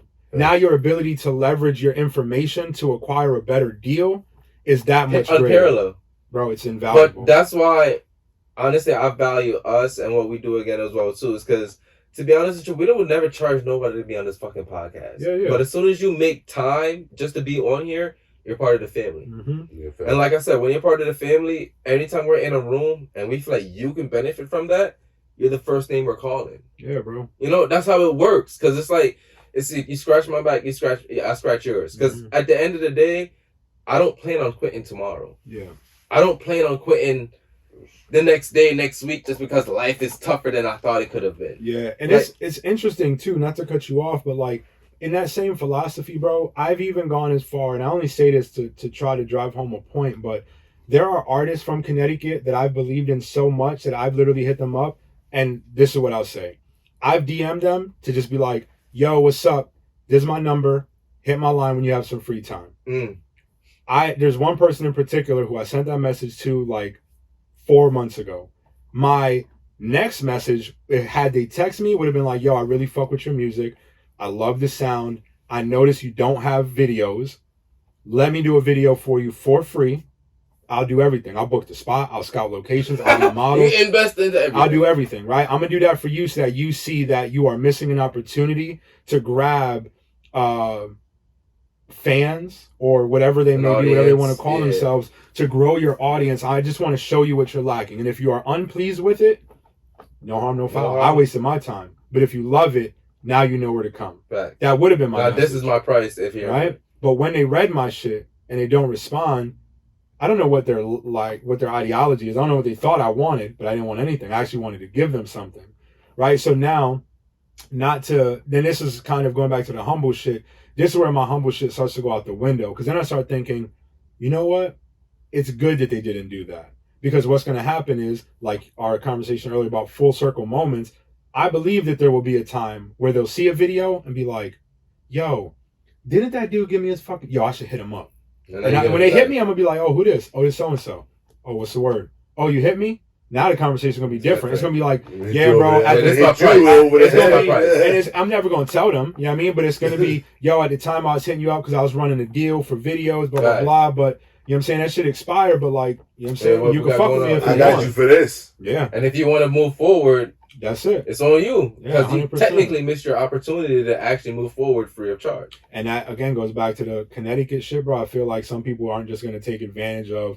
Taking advantage is not a bad thing, right? I believe that you could take advantage of a scenario and still do it in a wholesome way. I think friends are supposed to use each other. You have to, bro, because what's the point? What's the point of being friends? What's the point, That's literally how I see life. Like, if I can't benefit in your life as a friend, my nigga, like... I'm just a dead weight. Yeah, in any aspect. Doesn't matter what it is. You could be the guy I call when I'm having a tough day. You could be the dude that I go out and get lit with. You could be the dude I go to bad If you can't benefit in no way part of your life, I'm dead weight. Yeah, bro. You have no reason to be associating yourself, making time to be around me, because you're not doing anything to better yourself. I joke around with some of my friends, and I mean, mind you, I say friends very loosely because I literally have like 2.5 friends. But the reality is, there's certain homeboys I be around that when people ask me about them, like, yo, like, what's this person do for you? I'd be like, nothing. They're a vibe maker, right? When I go to record in a studio outside of my crib, yo, I got a session from 5 to midnight. Yo, slide if you can. They'll pull up, bro. They do nothing but bob their head in the back. Yo, that's hard, bro. And maybe in the moment when I'm second guessing a mix, I'm second guessing a beat, that's what I need to know that I'm on the right track. Right? And honest, I get that, because certain people, when you're creating by yourself, bro, sometimes you're so trapped in how you see shit. Yeah. That you feel like the things that you do isn't good enough. Yeah, that you need that reinforcement. Exactly. You need that because you just see things a certain way. And I don't know about a lot of people. I have a lot of bipolar thoughts when it comes to my creativity. Yeah. Like, I'll be so on track, like, yo, what I'm doing right now is so fucking great, but you're in the middle of doing it and be like, it's not that good no more. Right. Yeah, I mean, and that just goes to speak to a level of progress that you make just in life, right? So, you know, when I look, like I gave you an example earlier about graphics I did when I was in high school, bro. I look at that shit and it's cringeworthy, but it was a necessary step to get where I'm at now. Like, I'm going, you know, Survival? Yes, nigga, yeah. So that's my boy Ty. Next week, me, him, and one other person, we're going to Atlanta for a pop-up shop. And, like, I'm shooting the event, like, you know what I'm saying? I'm doing video, I'm doing pictures, I'm doing all of that, right? I designed all the staff merch that we're wearing, that we're getting made. I designed all that. Doing the photos, doing the video. I do flyers for him. I do mad shit for him. And every time he hits me, he's like, yo, I didn't even know you did that too. You do that too? I gotta fuck with you, bro. You know what I'm saying? Because again, a lot of what I learned to do, and this is one thing I wanted to make sure that I made known here, is that a lot of the things I learned to do didn't come out of sheer interest. It came from a lack of resources around me. So beat making, I never wanted to be a beat maker. It goes back to the Photoshop disc. 100%. Because the reality is, back when I was only writing music, I was on YouTube looking for beats. I want to beat like Drake. I want to beat like this person, right? And that's cool. Everybody starts somewhere. That's fine. I still do that shit sometimes to this day. But the reality is, I got tired of it at a certain point. I'm like, yo, my boy, you a producer, right? Yeah. Yo, I got this studio. Bro, I've had 3 studios in Hartford. You know what I mean? I've had one on Main Street, on Congress Street, East Hartford, I've had one. And I used to tell dudes, yo, I got this spot. I FaceTime, yo, check this shit out, bro. I got this. I got mixing board. I got this. I got everything. Come through. The niggas are just slackers, bro. Mm. And I'm one of those people, like, if you label yourself as something, then go be that. Go be that. Don't say you're a producer, but I never see you post beats on Instagram. Not that it's a end all be all. That's the thing. This makes you this. Right. But at least make an effort to so somebody outside can be like, yo, this nigga's really serious about it. Because who gives a fuck if everybody in the room from the town you're in knows that you do this? Facts. Right? You got to explore to other people or expose yourself to other people, rather. So, like, if you're a producer, go make beats. Put it on Instagram. Put it on YouTube. Have your own website. Have a logo. Collaborate with other local artists in your field. You know what I'm saying? Do that. If you're an engineer, bro, I'm doing this night. I'm doing an 8-hour block. Anybody that pulls up, half off. Facts. You get 2 hours. Yeah, of my time. like make yourself accessible to a degree. But then you have reflexive customers coming back every week. And see, that is something where a lot of people falter because they're not confident in what they're producing. Not producing in the sense of making beats, but in creating. terms of what they create. Right? They don't believe that there is a legitimate way to create the reoccurring client. They look at it like, damn, I gotta get this bread this one time. If I get 50% off, I'm losing money. I'm never gonna make that back. When that can't be the mentality that you have, bro. You know what I mean? And it's funny because my boy JR, it's funny, another JR. It's funny. I'm not gonna lie, y'all two is my favorite JRs that I've ever met in life so far. How many JRs do you know? I've met a few JRs, bro. I've Is met a it few JR like Junior? That and I feel I used to have that shit on my Instagram. It used to be capital J, capital R, not J, like lowercase R, period. Because some people be like, some people's like that. Some people be like, Junior Drizzy. Like, what the fuck? I'm like, nah, nigga, that ain't even what the fuck. It's type JR. of time it's JR. Yeah, it's short for something else. Exactly. Literally, my first name, J. Last name, R. That is it. The Drizzy shit was literally just like, one of my homeboys back in the day, I used to hate Drake. Right? She's like, oh, it's light skinned nigga. How can you hate Drake, bro? I'm about to start calling you Drizzy. I'm like, all right, nigga, whatever. And then eventually, it got to a point where I'm like, that shit kind of catchy. You know what I mean? JR Drizzy. And it kind of stopped. But everybody that know me, if they don't know my name is Jamal, they just be like, oh, it's my boy JR. They never be like, it's JR Drizzy. Even people be like, yo, what's your business name? I hate saying like JR Drizzy Photography. Like, nah, niggas, like I'm JR now. My business name is, what are we about to do? You know, is he working or not? Cash App is. Yeah. My Cash App is I am JR. That's it. You know what I mean? No, but y'all some of my favorite JRs like I met and honestly, bro, y'all just two of my favorite people in general because I don't know, like doing this whole journey, yo, like you meet different people of different caliber, yo. It's like your relationship that you build with them is different. I don't know. I feel like again, anytime it's not for camera, but we just be sitting and talking, bro. And I just feel good about our conversation because I feel like it's an exchange of words. You know, it's nobody trying to push their own way. And what I love about you most is that out of even all the stories you told, I feel like that will confirm this as well too. You're not pushy with your greatness. And like, you know you're great, but you don't need to go force, be like, yo, nigga, I'm great, nigga, you need to work with me, I'm great. You do what you have to do. I'm like, yo, I'm great. This is how I'm going to show you how I'm great. If you fuck with it, you fuck with it. But chances are you're going to fuck with it. Yeah, you just got to show and prove. Exactly. Speaking of being great, we skipped over this shit very quickly. Your service. Yeah. First of all, thank you for your service. I appreciate that. Most definitely. Happy Veterans Day. If I don't see you, I won't see you on Friday. Most definitely. I appreciate that. But how did that come about and what did you take from that? Because I don't think we've ever had, we have one. Yeah, we really did skip all of we have one military veteran on here. Yeah, wasn't Shump? Yeah, Shump was in the military. Yeah, Shump was in the military, yeah. Okay. So I joined when I was 18, right out of high school. My cousin, who is also my best friend, he happened to join. And to kind of give a brief background, like I said, I went to school in West Hartford, grew up in Hartford though. So once I graduated, I kind of was in this limbo of my parents are both from an educational field. They wanted me to go to college. I did good in high school, so I could have went. But a couple things. One, I saw what my dad went through for my brother, and I didn't want to put him through that again. So that was what kind of deterred me from the education aspect. I don't think I was really equipped for the freedom that comes with college. I knew I needed some kind of structure in my life. It's fun. That's what a lot of people say when they go to the military. They need structure. And, you know, at the time, again, to be honest, like the shit me and my cousin was into, like, it wasn't leading nowhere. Like, niggas would have $7 and go buy weed and Dutchies. Like, not to say that that's bad, but in the moment when, like, that's all you have to your name and that's where your mind goes, it's like, yo, if we save $7 for 4 weeks, like, maybe we could do this and whatever your money was going to go into. But I just saw this path that we were on not really leading to much. And he actually joined on his own. He just went to Middletown, signed, came back. He's like, yo, guess what? I'm like, I'm in the Army, nigga. I joined this. I was like, what? Nigga, you was out of your fucking mind, bro. But then he started kind of getting into my head and kind of telling me, you know, the benefits and this. Like, bro, we ain't doing shit here, bro. Like, if niggas is about to be somebody, we got to go be somebody, right? We're not just going to fall into that. And it took a little bit of convincing, but what kind of was the final straw was I looked at it like this was a person who I grew up with, shaped the way that I think. He's the reason why I do music. You know what I'm saying?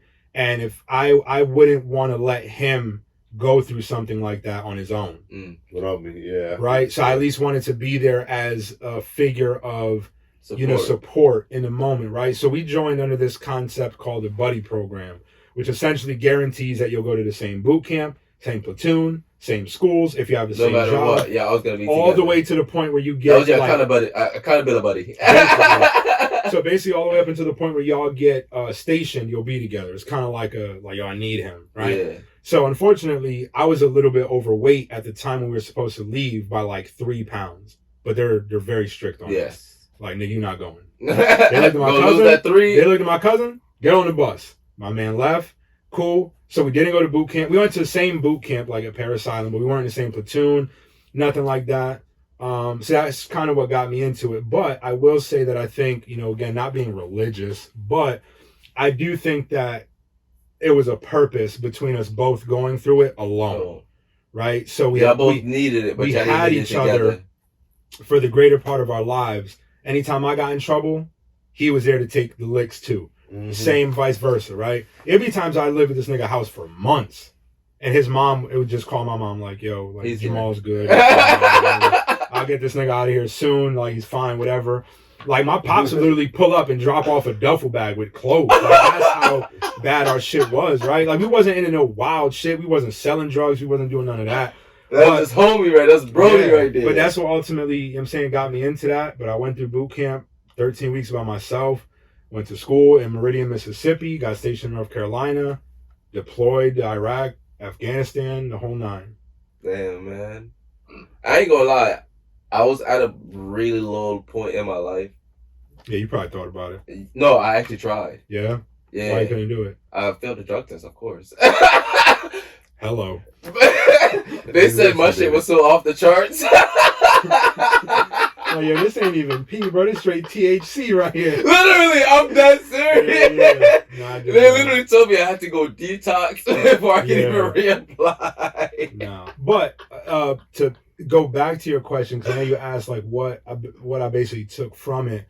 You know, I will say that obviously my education was paid for, right? I think that outside of my education, almost every interview I've ever had at a corporate level has always gotten to the point in the resume where it says like previous work history starts off with I graduated high school, next line, United States Marine Corps, veteran. Oh, Marine. Yeah. Marine. That guy's a Marine. Yeah, we don't skimp out around here. Marine. So the reality is that 9 times out of 10, it would go from, okay, so you went to high school, cool, what was your GPA? This is that and the other. Okay, what is your previous job experience? Oh, you're in the military? Yeah. Bro, the folder gets closed, it gets slid to the side. How was that? Did you deploy? Yeah. Oh my God, I could Niggas never. Don't care about your resume no more. It's like the fact that you served. And I'm still sitting here like, yes, because I'm still in the mentality. Exactly. Like, I got this bread. You know exactly. But then it would always get to a point where it's like, well, I mean, there's nothing really more to say. Like, when can you start? That's all right now. Give me that fucking shirt. You know what I mean? So I think that it's definitely helped open doors just out of a respect level. Like, okay, if you could commit yourself to a life dedicated to something greater than yourself, why can't you sell laptops at Best Buy? Of course you can. You know what I mean? Right. So yeah, fuck it. Come on. So I think it's helped in that. My ideology of things has changed. I'm really one of those, and this is what kind of also lends to my like very laid back, chill mentality. The military basically taught me like if I can't dictate the outcome, don't let it dictate you. Let go what you can't control and focus on what you can control. Right. Because the reality is that like, let's say theoretically, you cheat on your girl. Shorty, side chick is like, yo, I'm snitching. That ride home, no matter how much you stress, it's still gonna be the same results. You gonna pull up and she gonna whoop your ass. Might as well jam to some fucking music on the way home. Right. Yeah. So now I have this. Roll up, nigga. Yeah, now if you're late for work, nigga, you late. Might as well get some breakfast. 100%. You're gonna be mad, but you ain't gonna be mad. You're gonna be hungry. Exactly. Yeah, you might as well kill one of the birds and shit. So I just think that it's definitely changed my outlook on stuff. One thing I think is not really spoken about too often, though, is that there are detrimental things that came even with the good things, because I think that my philosophy on like when I joke around and say, oh, I got 2.5 friends. The reality is there's 2 niggas I trust with my life.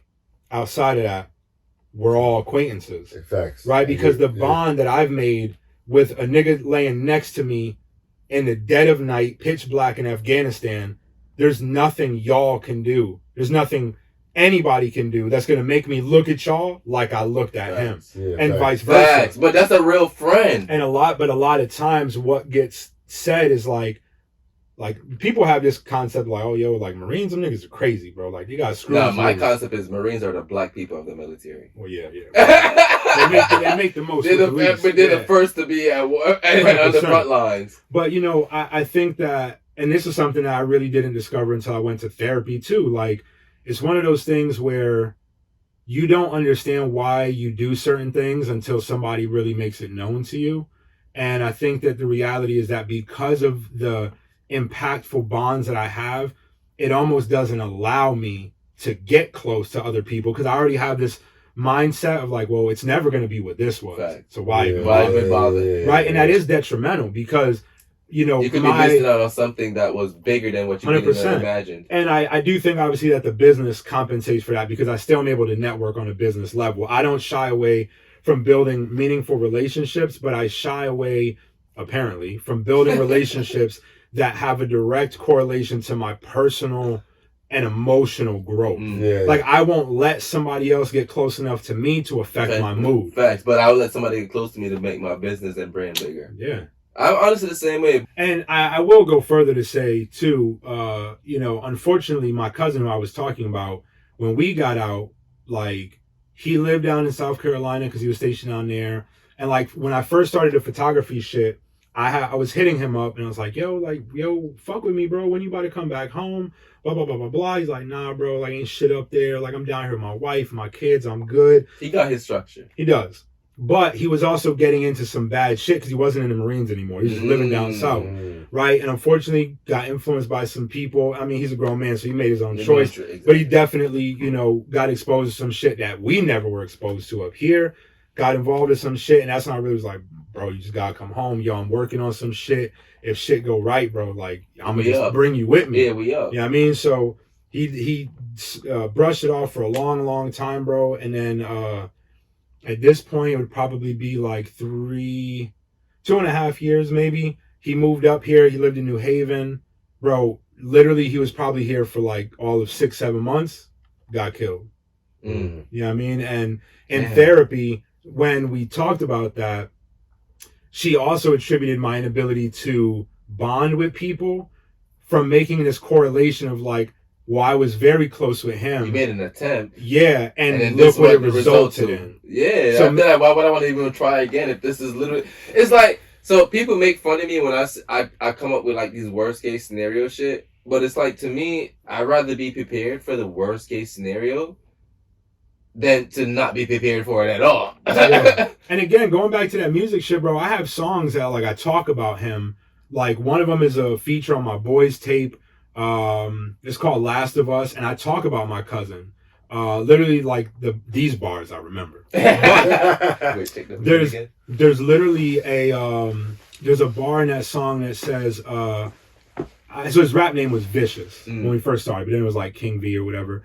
So there's a bar I say, it goes, I can't lie, since V died, I ain't been the same. So after that, I hit the ground running, things ain't been the same. So the mentality of that is really that, like, although it was detrimental in the moment, it still was very much so what catapulted my mentality into, like, yo, you could die tomorrow. Mm-hmm. So while you're here, you might as well just go get it. You know what I'm saying?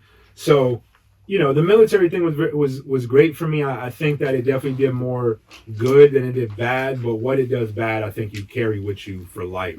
I mean, that's the biggest downside of the military. Like, things like that is going to live for you for the rest of your life. Mm-hmm. Like, a lot of people can't say they left the military without having some type of PTSD. No, 100%. And honestly, it's sad because we, as black people, we don't have to say we went to the military to say we had some fucking PTSD. Yeah. Like, I've been in situations before where, like, I've been on, this is, like, years ago, but when I've been on, like, dates and shit like that, and obviously, I'm saying, being a gentleman, you let shorty sit down first. But I've literally told chicks, like, bro, not bro. But I've been like, yo, hey, listen, no, when I get vexed with a show, that hit me, no, bro. it wasn't even like, man. Oh, my wife, bro, all the time. No, that's different. Though. Like, yeah, you married. That's different. I'm talking like first date shit. I've literally been on some shit like, yo, sorry, like, I don't mean to be inconvenienced, but would you mind switching seats with me? And they've been like, why? And I'm like, I just don't sit with my back to a door. Facts. Right? Yo, I thought it was the only one. But see, the thing is, what it's rooted in for me, it wasn't before the military, I thought. I just wasn't cognizant of that. But then in the military, like, bro, I've been in rooms in Iraq in the pitch black and, like, hearing footsteps behind you, not knowing, like, is it exactly. Is it an ally or is it a like, fucking threat? You don't know what it is. So now, like, I'm very observant, right? If I sit in a restaurant, bro, if waiters walk by, I'm taking looks at their name tag, facts, what color hair they have. You're making, because you never know making what'll the details. You're making sure you notice the details. You never know what's gonna happen, bro. So I like to prepare myself. God forbid something happens that's cataclysmic, and the police come and they're like, "Yo, did you see anybody?" Yeah, nigga, I saw everything. I saw everything. Bro, grab 2 pens because we're about to run out of the first one. I should have been a fucking Marine. I think like that all the time. Bro, but see, I be in the corner of a room and I sit there and I'm like, all right, so what's happening right now? I find the spot where I can literally see everything, but I'm out the way. Yeah. 100%, bro. And even like, so you know, even like the large groups of people shit, bro, I don't do the Six Flags. I don't do none of that. Yo, facts. I mean, because to me, it's too much going on at the same time. I joke around about a lot of this shit to like make light of it and to kind of make it make sense to people, but the way I explain it to people is like, it's almost like having a spidey sense that never turns off. Mm-hmm. Right? So every person that's walking by me, bumping into me, like, bro, my brain is in overdrive. Yeah. You know what I'm saying? Like, I can punch that nigga right there. You can't punch him at any time. You can't possibly take in all that information and still be like, cool. Yeah. Like you're taking all this in and like your eyes are moving around and this and this and that. And you're like, your brain is just absorbing so much. On guard. So now I don't do it, bro. With that being said, right, first of all, I definitely have a different respect for what y'all do and stuff like that because I know I couldn't do that shit, right? But what do you feel about people who do like the homeless shit where they'll put the like saying that they're homeless veterans? Yeah. So well, people just saying they were in the military in general. So I do think, obviously, as with anything else in life, there's people who are telling the truth and people who aren't. Mm-hmm. Unfortunately, as like African American, Hispanic people, we oftentimes have been brought up in a society where like the minority, even of us, represents all of us. Yes. Right. Whereas with other races, the minority is an anomaly. They can separate. Yeah, it's like, oh, he ain't one of us. Yeah, like, exactly. He's got some shit wrong. That's not usually how Jewish people go. That's not usually how Chinese people go. They become like ostracized by that race, whereas for us, ain't really Chinese. It becomes a resume of what you're capable of and what you're capable of, right? So, you know, in that regard, I think that I don't know, man. The homeless shit is kind of a touchy thing for me, only because, you know, my mom is a very big advocate of this, where she's one of them chicks that'll be like, I'm not giving them no money. Mm. I'm not contributing to their bad habits. Mm. Whereas for me, my mom is very religious. And I be kind of looking at her. I tell her all the time, I'd be like, Mom, but like, who the fuck made you the judge and jury of these people, though? You know Facts. Who are your judge? The reality is, to me, based on what she's taught me and what I've learned growing up, is like, let's say, for example, if you my man, and you ask me for $100, I give it to you. I could do it. I give it to you. Cool. What fucking business is it of mine what you do with that? Fact. Right? All because that's for a job. Theoretically, when, let's say, there's a heaven that exists, when I make it up there, God willing, God's not going to look at me and be like, yo, you gave my man $100. You know what that nigga did with that money? Yeah, he went out and bought a prostitute. He did drugs. That didn't matter. It don't. He's going to look at me and be like, you know what? You put him in a position to make a decision. Facts. I'm going to judge him for what he did. I'm judging you on the merit of what you did and why you did it. Facts. You know what I'm saying? So I'll be honest. Anytime I got bread, there's times where I literally go to ATM. I take like $40 out. I'll go like to a gas station, like, yo, can I get singles for this? Or can I go whatever? I'll just keep singles in the whip. Anytime I see him, boom. I roll the window down. Hey, man, how you doing? Word. Yo, it's hot as fuck out here, bro. You want some water? Like, oh, well, yeah, if you can. Bro, I'll fucking spin the block. That's that's where I draw my line. Like me, I will buy you food. I will buy you water, but I won't give you money. Bro, I was just telling Don, I had my reason though. Bro, I was telling Don the other day, we were in New York, and I was telling him a story that I probably never told nobody else, but I was on Albany Ave one day going to Scott's, the greatest bakery. I don't care about Golden Crust. Don't argue with me. Now you gotta go to both. Yeah. Well, you want that spicy shit. Yo, bro. Hold on. Nah, bro. Hold on. Nah. You just said Scott's. That's not even JR speaking. That's Jamal. No.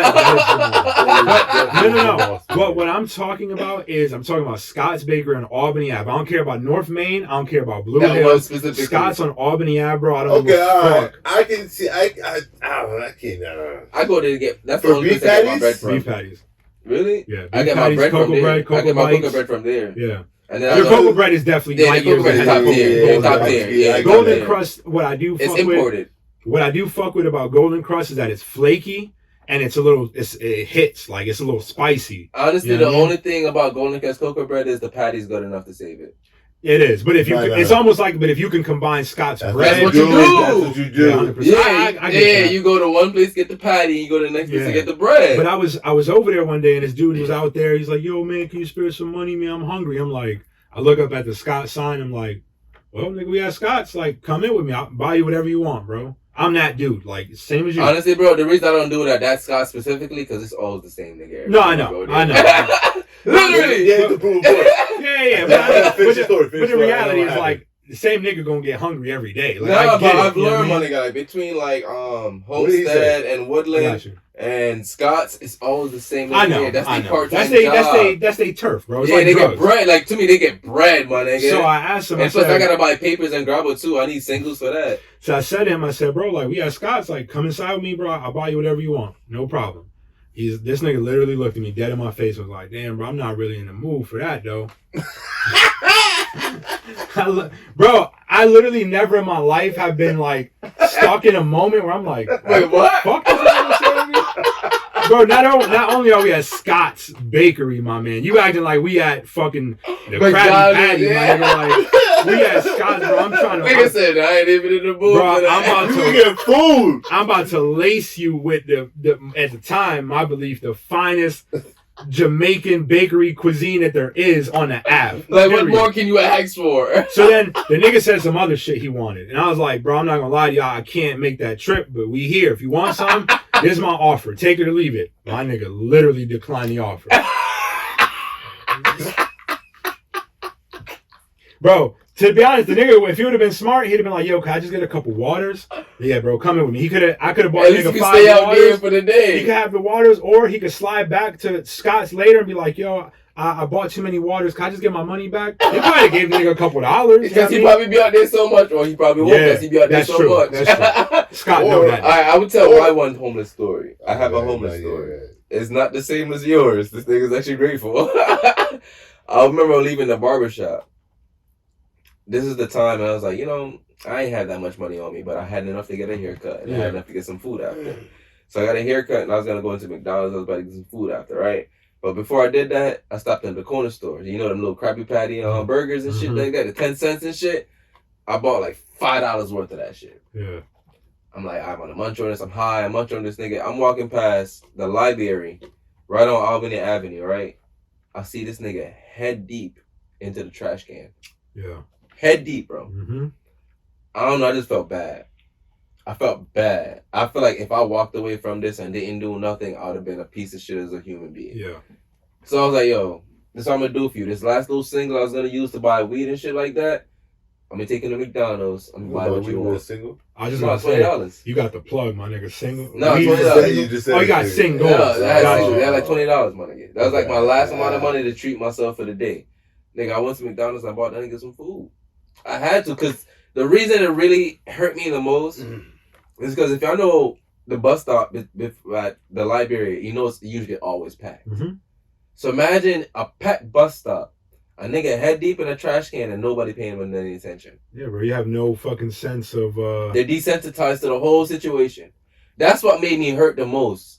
It wasn't, honestly, it wasn't the fact that he was diving in. It was the fact that nobody cared. Yeah, and it's also the fact that like you're that down bad that you don't even care that And there's who's that many looking? people around. Yeah, like you're just gonna you're just eat. looking for some shit. Yeah, And to me, I didn't care if you was high off drugs at that point, bro. yeah. You were hungry. To me, you can't do drugs without It's eating. a human necessity to eat. Bro. Exactly. You know what I mean? And if you're gonna do drugs, the least I can do is feed you. And my biggest thing when I was young too is that I understood that if you took away my support system, right, my mom, my dad, if I got fired from my job, I'd probably be one paycheck away from being right there with you. Exactly. Yeah, I mean, so that's always We even been, just one decision away from that right. shit. It has always been my kind of connect to like, it doesn't matter what got you here, it don't matter what you're gonna do with this It's bread. something that got you there. I have not, I'm not rich by any means, right? Even back in the day, but I got a roof to go home to. I got parents that's gonna get You me got a if I family don't got who's it for gonna love myself. You don't got that. The least that I could do is at least offer you a portion of what I have. That momentary satisfaction right there. Yeah, absolutely. And bro, I give that example all the time. Like I made this example last night in the studio. I'm like, yo, the reality is like, let's say for example, we'll use us. If you down bad and you're like, y'all, I'm kind of fucked up, bro. I had to do this, that, and the other. Y'all got some bread. You could spot me. He send you $100. I send you 10. Right? Yeah, he look at the friend who sent him 100 As as a if better he's valued more. That could have been my last. The 10. last 10. I could be on E. I got 10, bro. That could have been my money to eat later. $100 could have been $10 to that nigga. 100%. But see, that's why I think that when you have the mentality like you should, in my book, it allows you to be equally grateful for any and everything that's offered to you. No matter to the degree it is, it's the principle. And that goes back to my photography, bro. Celebrity client or local. nobody, Or local. it feels the same to me. I'm You treat providing it a the same, service. your same professionalism that you bring to it as well too. I give them the same courtesy, the same effort to edit the photo. If anything, I go harder for them. Facts. Cause I'm like, yo, Because like, it's a hometown. we from the same place. You trying to be You know somebody. what it means to try to be putting your hard work in to get somewhere. Yeah, It's like fucking 100%. Honestly, dog, I ain't gonna lie. We're like 3 hours in. Bro, we could tap whenever you're ready. Yeah, we gonna have to. This is crazy. officially our longest episode. this one, but I think Honestly, we could have went for 5. and I wanted to keep going because I don't know if we're gonna make this happen again. But the reason I feel comfortable capping is because we're gonna make this happen again. No, we can do it I feel like we're the only platform. You're the I Kanye can come for back us. here. You're the Kanye for us. No, I could Like when it definitely comes to come like back him here. going on Drink Champs Yeah. and doing his shit, I feel like you're that for us. You know this is a safe place where Yeah. you literally can talk about whatever you want. Keep this. Yeah. Bro, trust me. I love that we you can don't say gotta we're worry the about only that. platform that can have JR Yeah, Drizzy you don't gotta come worry talk about his that. shit. And see, this is why they He just told you he hated that shit. I know, but this is No, why it's fine. It's fine. But this is why I didn't want to. I know, but listen, we have to let. This is his brand, bro. At the end of it, it's still his brand. You're right. But this is why I didn't want to make any like questions for this. Mm-hmm. We wouldn't have got this episode. Mm-hmm. We wouldn't have. But again, I want to highlight what I said prior before this. I didn't want this to make about your brand. Right. I want this to about about you. Yeah, no, most definitely. I appreciate that. All the conversations we had today was you. Yeah. 100%. It wasn't JR Drizzy, the photographer, the videographer, the curator. It wasn't that. Yes, we got some of that, but entirely wasn't you. No, for sure, because that ain't my whole story. That's just what most people know. That's not even half of it. That's not even half of it. That's what I said. We can keep going, but we're like 3 hours in, dog. Nah, we good. And I want to at least attain to the attention span of our listeners, because some of them don't have that 3 hour attention 100%. span. So shout out to the truck drivers out there. yeah, Big shout facts. out to the truck driver that's listening to us out there. Drop your social one more time real quick. So my Instagram, which is the only social media I have, is at JR Drizzy, JRDRIZZY. Yes, please. Thank you. Go follow him. He has some fire shit. And let me tell you, when I say I go on his shit just to get inspiration, That means a lot because I'm a picky nigga. No, I feel you. And I do want to praise y'all, right? Like I said, I give my flowers when it's due. I definitely appreciate y'all for letting me come on here, for always keeping it real. Y'all always listen to everything I have to say, whether it's acted upon or not. Like y'all said, I feel like every time we talk, it's the genuine, organic conversation. It's three dudes that want to see the two other dudes excel in whatever they want. And obviously y'all do a lot for the people in this area and beyond. And I definitely have faith that y'all will get to where y'all need to be. Thank you. That means a lot.